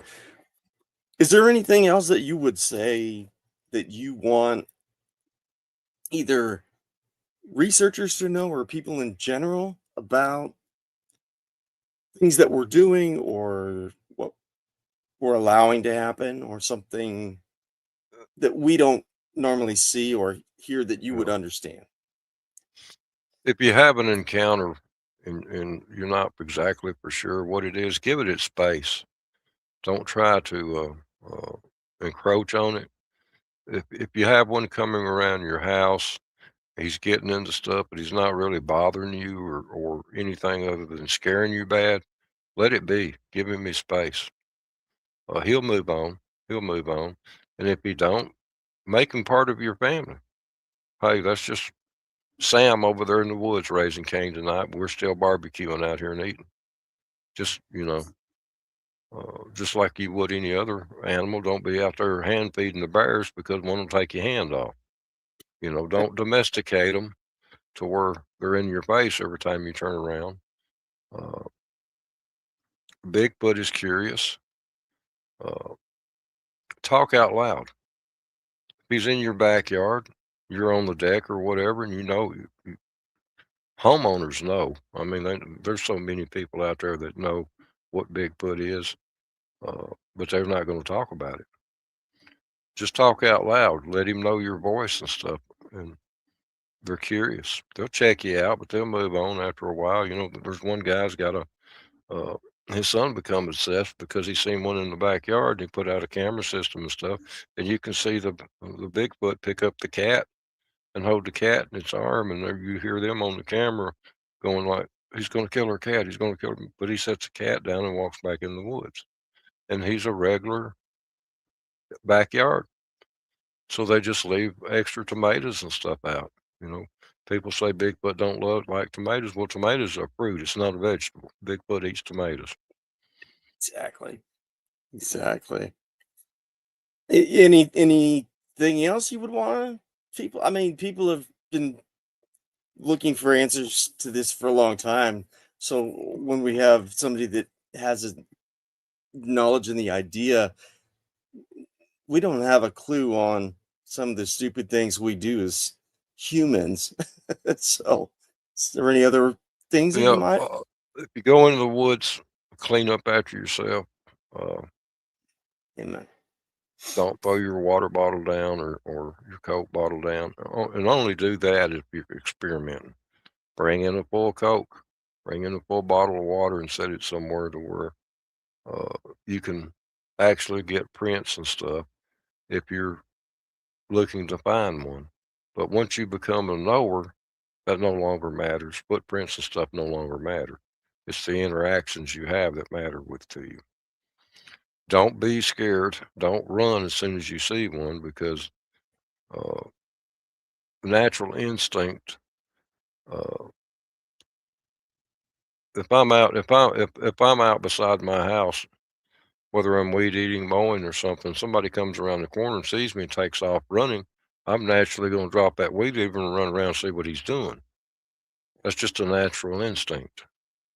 And Bigfoot and humans and uh, other creatures do the same thing. I mean, you get out in a field of cattle, and you got one or two that's a little high strung, and they come at you, and you take off running. They're naturally going to run you. Well, Bigfoot sometimes will do that to scare you out of an area if he doesn't want you there. And generally, you've done something. You've either wood knocked or made a call or messed up a hunting party where they're hunting. But talk out loud and let them know, hey, just talk out loud, anything you want to talk about. Sing a country music song out loud. Just do something to let them know that you just accidentally walked into the middle of their kitchen and didn't mean to. You didn't mean to mess their hunt up. Do you think they go by our tone of voice too? Yes, Um, they yes. understand that fear versus confidence type. Well, fear is smelt by wild animals, and that True. means That's right. smell and reactions. Uh, these things, I think, are not. They're wild. There's no doubt about that, but they are smart. Yeah. If they get used to your voice and stuff, they're not intimidated about you, and they're not, uh, meaning they're not afraid of you, but they're curious about you. And so once they get curious about you, they want to meet you. Now, whether they'll leave you a vine wreath or something that says we're friends, we want to meet, in our way of thinking. I don't know what their thinking is on it, but they will step out on you, and with no intent of hurting you whatsoever, but just to look you up and down and listen to you talk. And The wreaths that I've heard you say that a couple times. The wreaths, does mhm, that mean a certain significance to them, or is it just kind of a kind thing uh, to? most of the time, it's a friendship thing. After you've been in a certain part of the woods over and over, and they know what you're doing. Uh, you're talking out loud. You're just hanging out, having fun and stuff, and you're being respectful. Uh, and they want to interact with you. They know they can't walk up on you because you're going to run. Most people, it's going to terrify them, and they're going to run. So they'll leave. They'll make a wreath out of the vines and hang it up extremely high in a tree to where no one left it. Another person left that there, and they'll intentionally leave footprints when they normally don't. They'll leave stick up Y sticks in the ground, stuff like that, because they want to interact with you.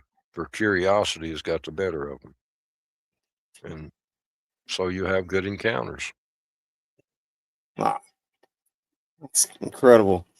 And a lot of these are just simple questions that Simple, people have common had for sense stuff. Yep. years. Yeah, yeah. So it's not way off in left field type of thinking. Uh, It's just basically the way we see animals and animals see us, except they are us. And I Right. like how you say that too, how that Yeah. you let people know that they are just another, not species, but They're the just way we another are. race of us. Racial. Yeah, They have everything, curiosities, aggression, everything we have, they've got. Everything they got, we have. We just got to yeah, know how to use it to interact with them. You go into somebody else's house, you go by their rules, not yours. yeah. The encounters that people say, these bad encounters of where people are injured and or something to that effect is that happens to somebody. What do you think the percentages are of good encounters or just benign encounters versus they're out to rip your arm off and beat you with it and then eat you? Not What's the not percentage? 99.9% are good encounters because you'll never know it.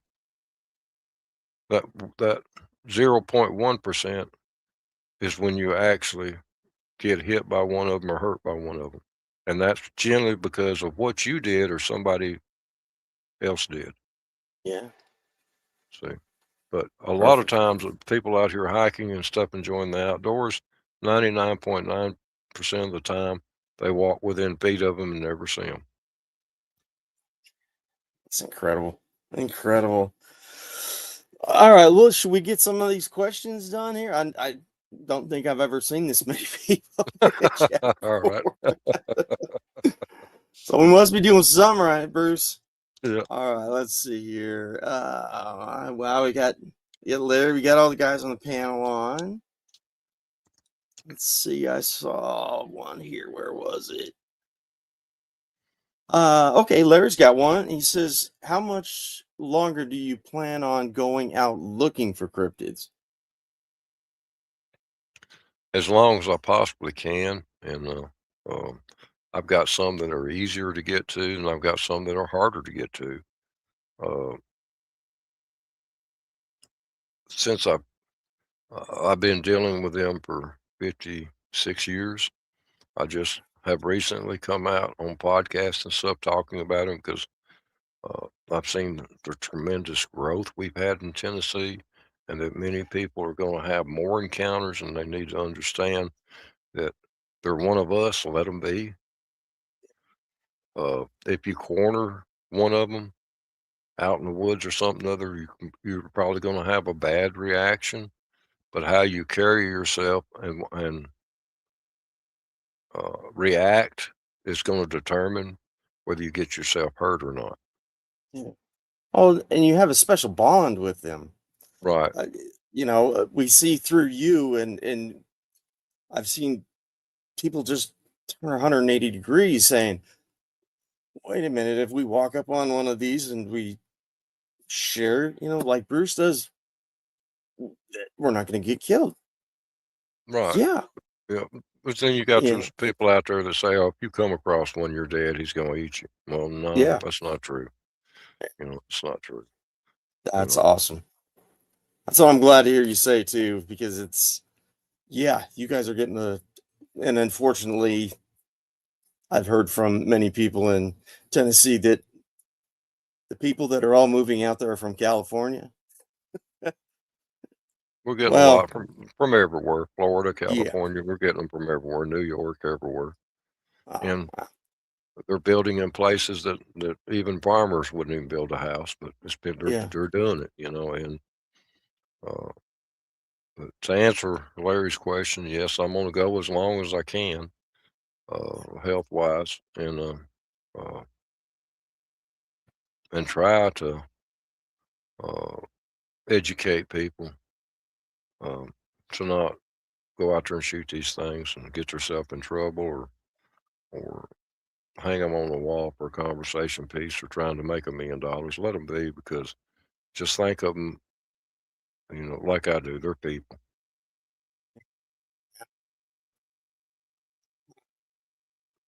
Let's see here. I want you to have some of your weekend here. Now that you got stuck with us on Thursday, and then we missed last night, and then most of this afternoon. Let's see. Bruce details. Oh, Pamela says that the way you detail it, it's almost like we're right there with you. I agree. Yes, yes. I mean, It's what I'm telling you is exactly what I experienced, and it's anybody who's mature enough to understand that what I'm telling you is exactly what I'm experiencing, but at the same time, what you go out there and experience may be a little bit different than mine, because you may not have developed to the point to where I've developed, or you may be in another spot of the United States, in a high country or somewhere, where they act completely different because they've been shot and harassed and everything else. They may flee from you, or they may run you out by rocking you and stuff. But yes, that's when you awesome. Go ahead. Go ahead, Bruce. If you had more to go, trust me, I'm listening, man. pay attention to your details. If fear overtakes you, the details, you'll lose your details, and your details need to be uh, how they reacted to you. What was you doing at the time that they reacted? Uh, was you sitting down on a rock and they were kneeled down on their knees trying to communicate with you just feet away? What was everything about that situation that made that encounter good? And what did you learn from it? And then keep applying that.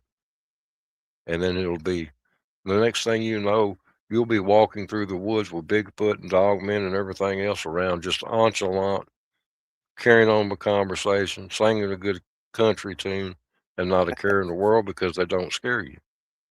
You when you encounter something so many times, you you no longer fear them. Now that ain't saying that one of them might just have a bad day and come up and kill me, but I no longer fear them. So if you no longer fear them, you can tell your encounters without your voice quivering or your hand shaking.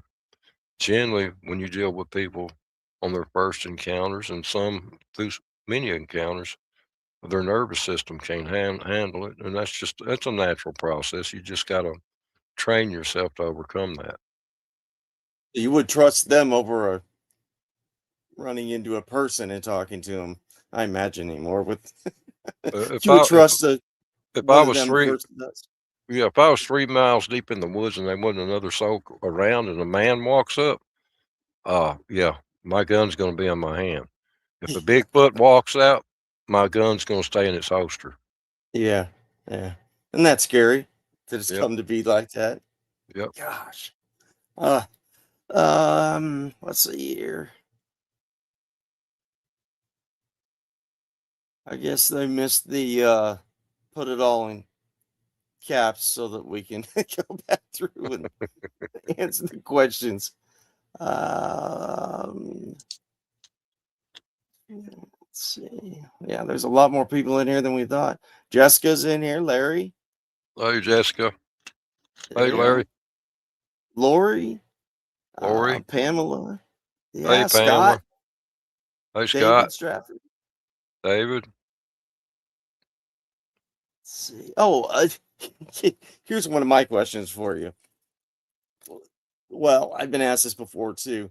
What is it with law enforcement and beanie weenies? Oh, that's just a joke. It's Okay. actually more of a deer hunting joke, a Well, I'm hunting wondering if joke. we need to Yeah. buy more of that with you and Bubba, being the OBL.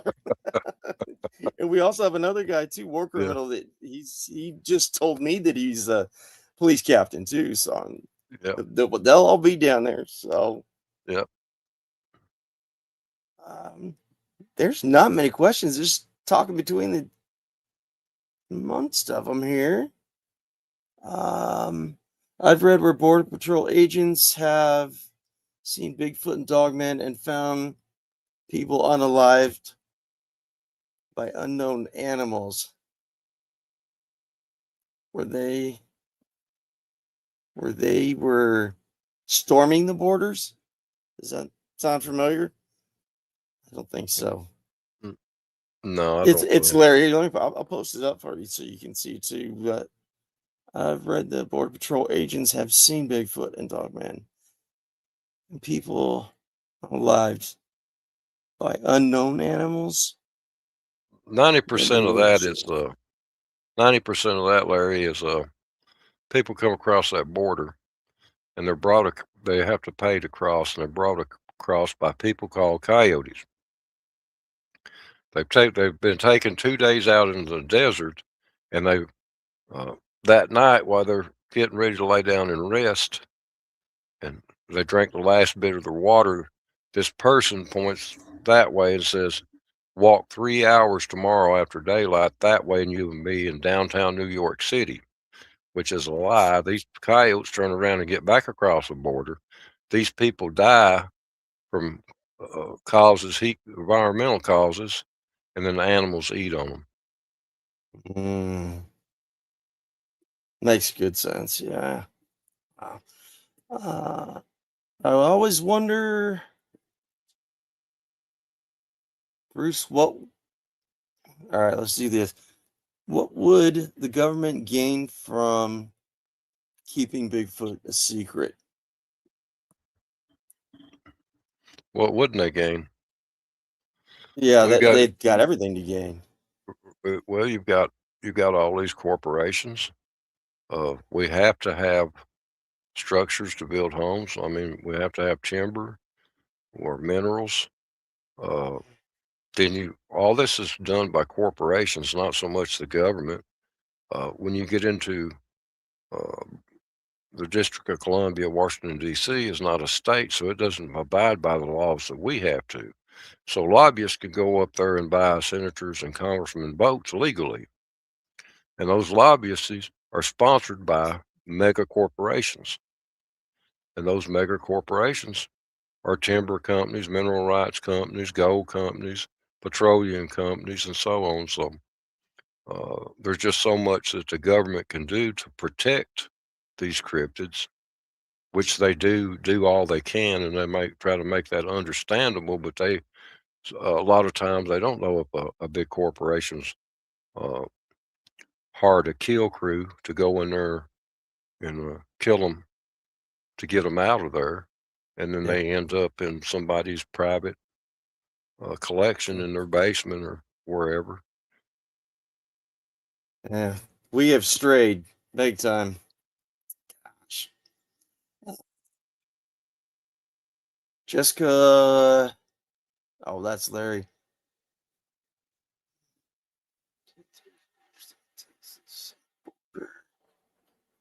Yeah.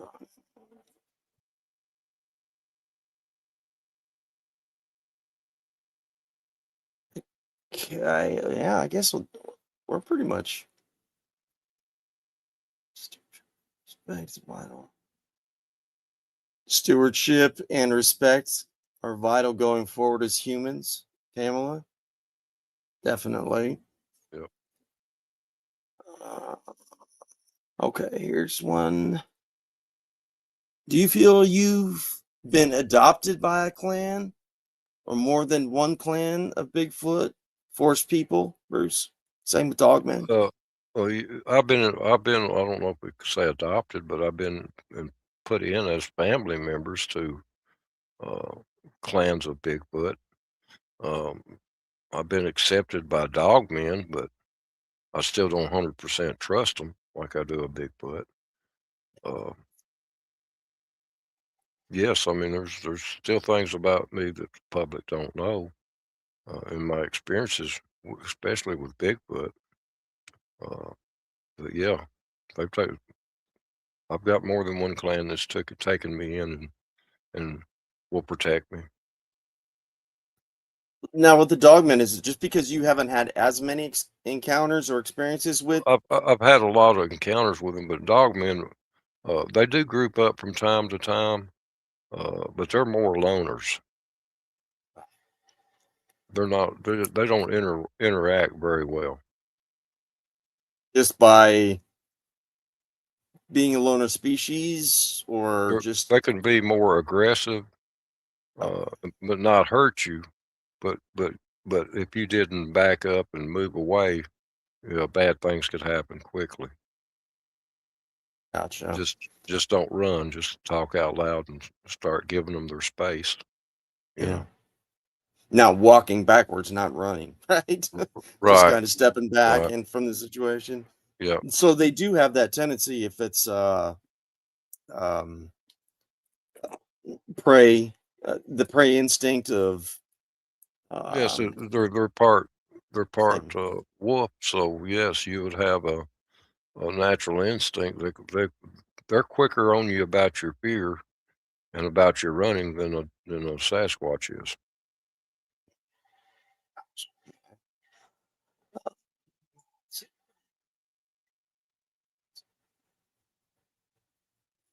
Sorry. The indigenous will tell you there are so much more beings in the woods besides Bigfoot or Dogman. You think there's things out there that we're not even aware of yet? Oh, there's things out there that we are aware of that it's forbidden to talk about.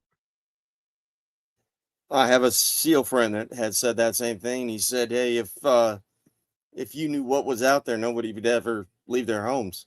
So, Right. yeah. Gosh. Here you go. Does Mr. Brown have a theory on what happened to Mike Heron in Tennessee in 2008? No, I don't. Tell me a little bit about his story, and then because I've dealt with more than just his. I'd have to go back and pull the files on it. Tell me Okay. what exactly does he mean by my theory, and Let's little. see.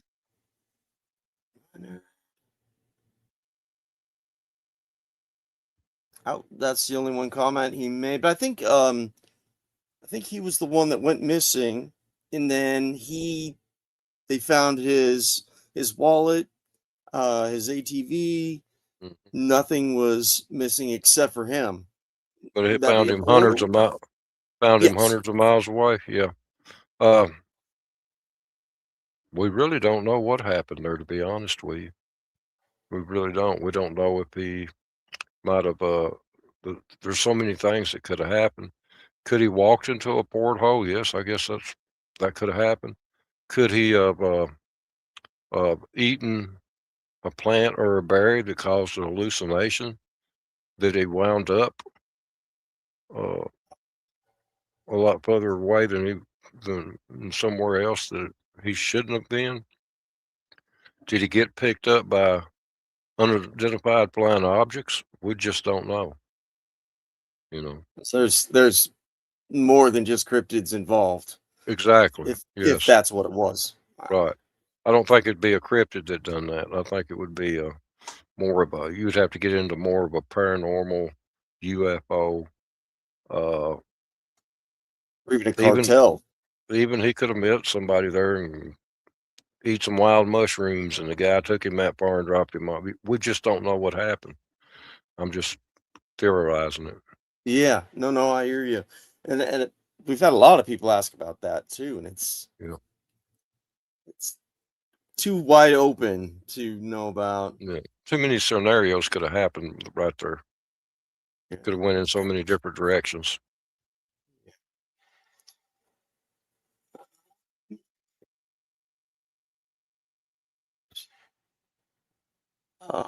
There's Larry. Larry thinks they're descendants of the fallen angels. That's why they fear the word of God. Yes, I believe that. I believe, but not all of them. Oh, Not all of them. I think the ones that's got the Nephilim DNA tend to be more aggressive and meaner. Uh, I think the ones that are uh, more human like us tend to be more gentler and non-aggressive, more curious about us.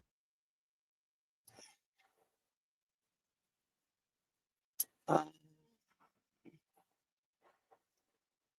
Pamela says the division in the cryptid community is being purposely done as well. You think?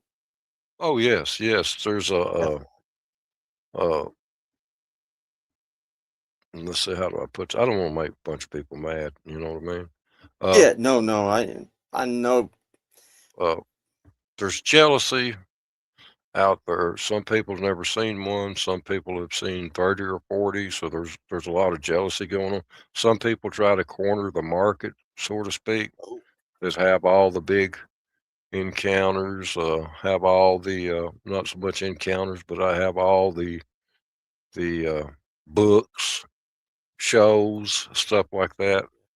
And then I call them showmen. 15 minutes of fame, like Snake. Snake yeah. Yeah. pulls something out like that, and he creates a lot of doubt.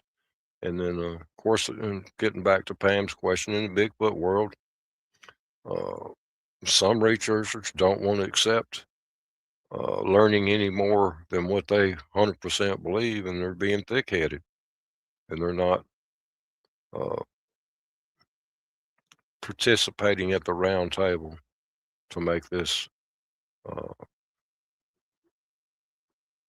make it what it should be, is teaching people how to deal with these things, and that not every one of them's out to kill you and maim you and rip you to shreds and everything else like some people would like you to believe.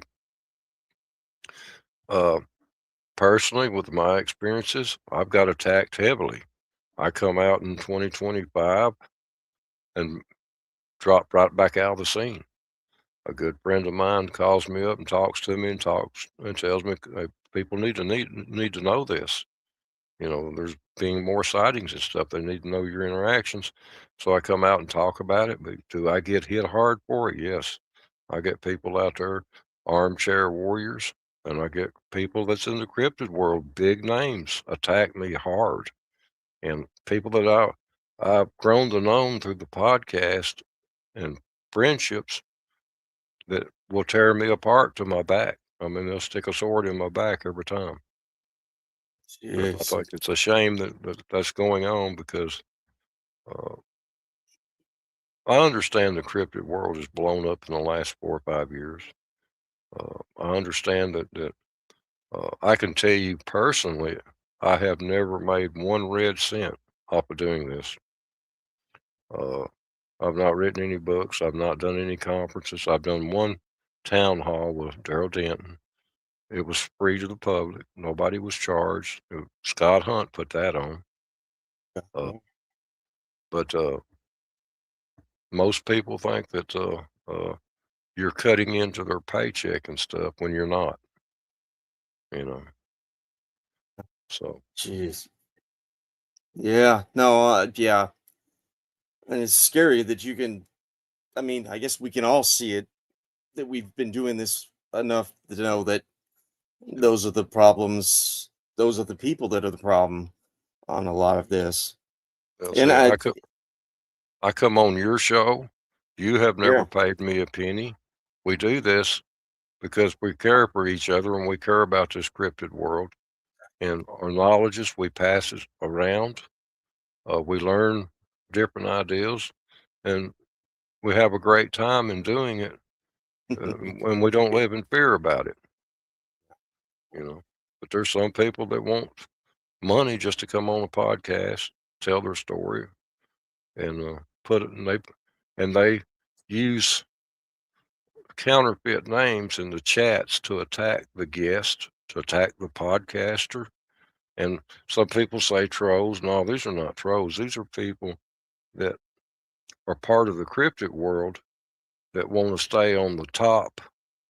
So they're going to take out everybody else and cause confusion, dislike, separation. And I don't agree with that, but there's nothing I can do about it. It's human nature. That's the reason why I'd rather stay in the woods with a Bigfoot. Me too now. That's for Yep. sure. Yep.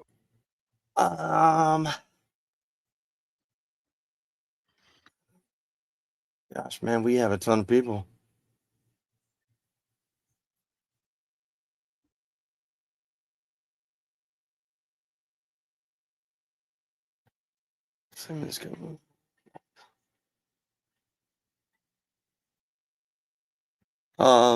Let's see. Oh, we have 2 or 3 people that are driving and listening.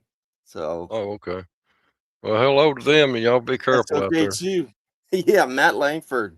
And Larry's talked to Matt, and we're gonna have him come on the show here soon too. So Yeah, Matt's a good guy. Yeah. yeah. Oh, so you do know him? Okay, Yeah. good, Yeah, I good. know Matt. Oh, here's Scott. Okay, I personally think the government has a specimen, especially after Mount St. Helens eruption. What do you think on that one? Oh, they got several. Yeah, they have several. Yeah.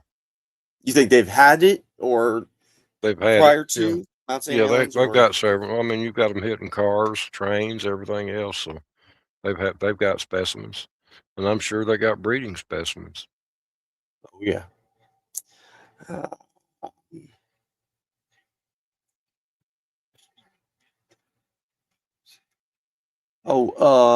here's a continued question from Leonard. We went to his family farm and just disappeared, and his four-wheeler was found with the ignition on, but yet he had never been found. So it could be any one of what you were Right. saying. Right. Now, do you think a lot of this happening in Kentucky, Tennessee, North Carolina, that these all have a certain similarity that would be pointing to something? You know, I don't. like, go ahead. You talking about the disappearances and the murders and stuff? Yeah, yeah, Yeah, I don't think it's the cryptids. I think it's people. If you want, you know, I don't believe it's going to be the cryptids. They're probably out of all of them. Uh, I wish I could think of the young boy's name. Uh, he disappeared. I think that was a Oh, cryptid involved in that because Tim, uh, Timmy, something like that. There's been a couple actually yeah, that are right uh, there, East Tennessee too. yeah. And but you also got to think too that without the eyewitnesses' account on that boy, I would have figured a serial killer or somebody else. But eyewitnesses' accounts about the same time, further away, seen what they thought was a Bigfoot with a kid on his shoulder. Over shoulder. Yeah, I do remember hearing that too. Now, other than that, the rest of them I would say are serial killers or opportunists. People. When you get on the Appalachian trails and you get back in there, there's no telling who you're going to run up on that's running from the law, who may need food and stuff like that. So you just have to be prepared.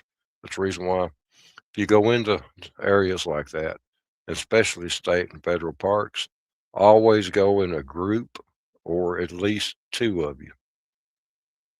Gotcha. I mean, yeah, that makes sense. Carry Anywhere the anymore. carry the locator beat. Have it to Mm, where it's real easy for you to reach in your pocket and push it. You know, if you get confronted by someone that's got a gun, uh, acting crazy, weird, or wanting to steal your backpack or your food and stuff, always push that beacon because 5 minutes later they may shoot and kill you, but they don't yeah. know about that locator on you, and that will bring searchers and law enforcement straight to you. You're talking the GPS satellite. Right, Okay. locator. Yep. Yeah, I was Just thinking like you about would getting use, one of those for just like you would LPO. use in skiing and stuff, where they Yeah. can locate you. It puts out a signal. Yeah, I was just thinking about that the other day. I had that written down for us.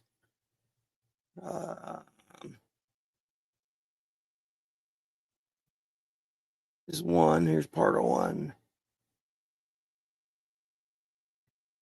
Could have sent it better myself. Some descendants. Okay, that's just a.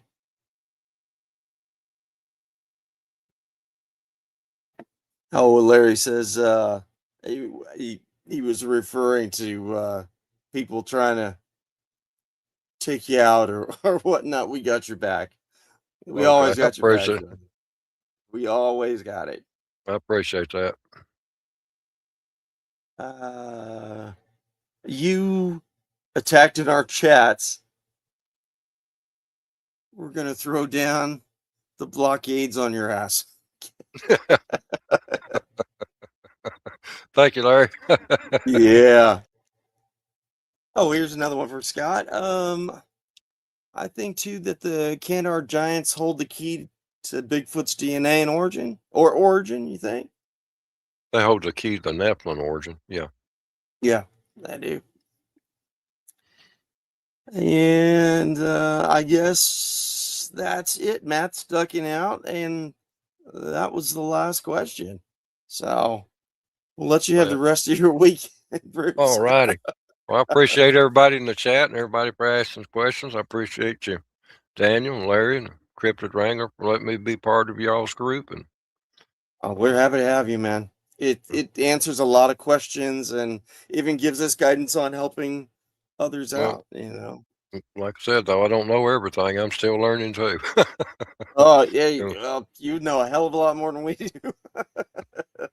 Well, we appreciate it. So, anyways, Bruce, thank you guys. Like you said in the chat, thank you guys, and we'll of course have you on again because I think the understanding of seeing you the way you're acting or representing yourself or teaching us to understand is going to make a huge difference in the future. We appreciate it. Awesome. Thanks, Bruce. I'll let you go, man. And All right. have a good weekend. Thanks again, brother. All right. Thank you. Thanks, man. Bye. Thank you guys again. Appreciate it. We'll let you guys go. And thank you again, Bruce, because it answered a lot of questions that many of us have had. So thanks again, guys. And we will see you next Friday. Thanks. Bye. Welcome to the Cryptid Wrangler podcast. We ask the questions others don't even consider.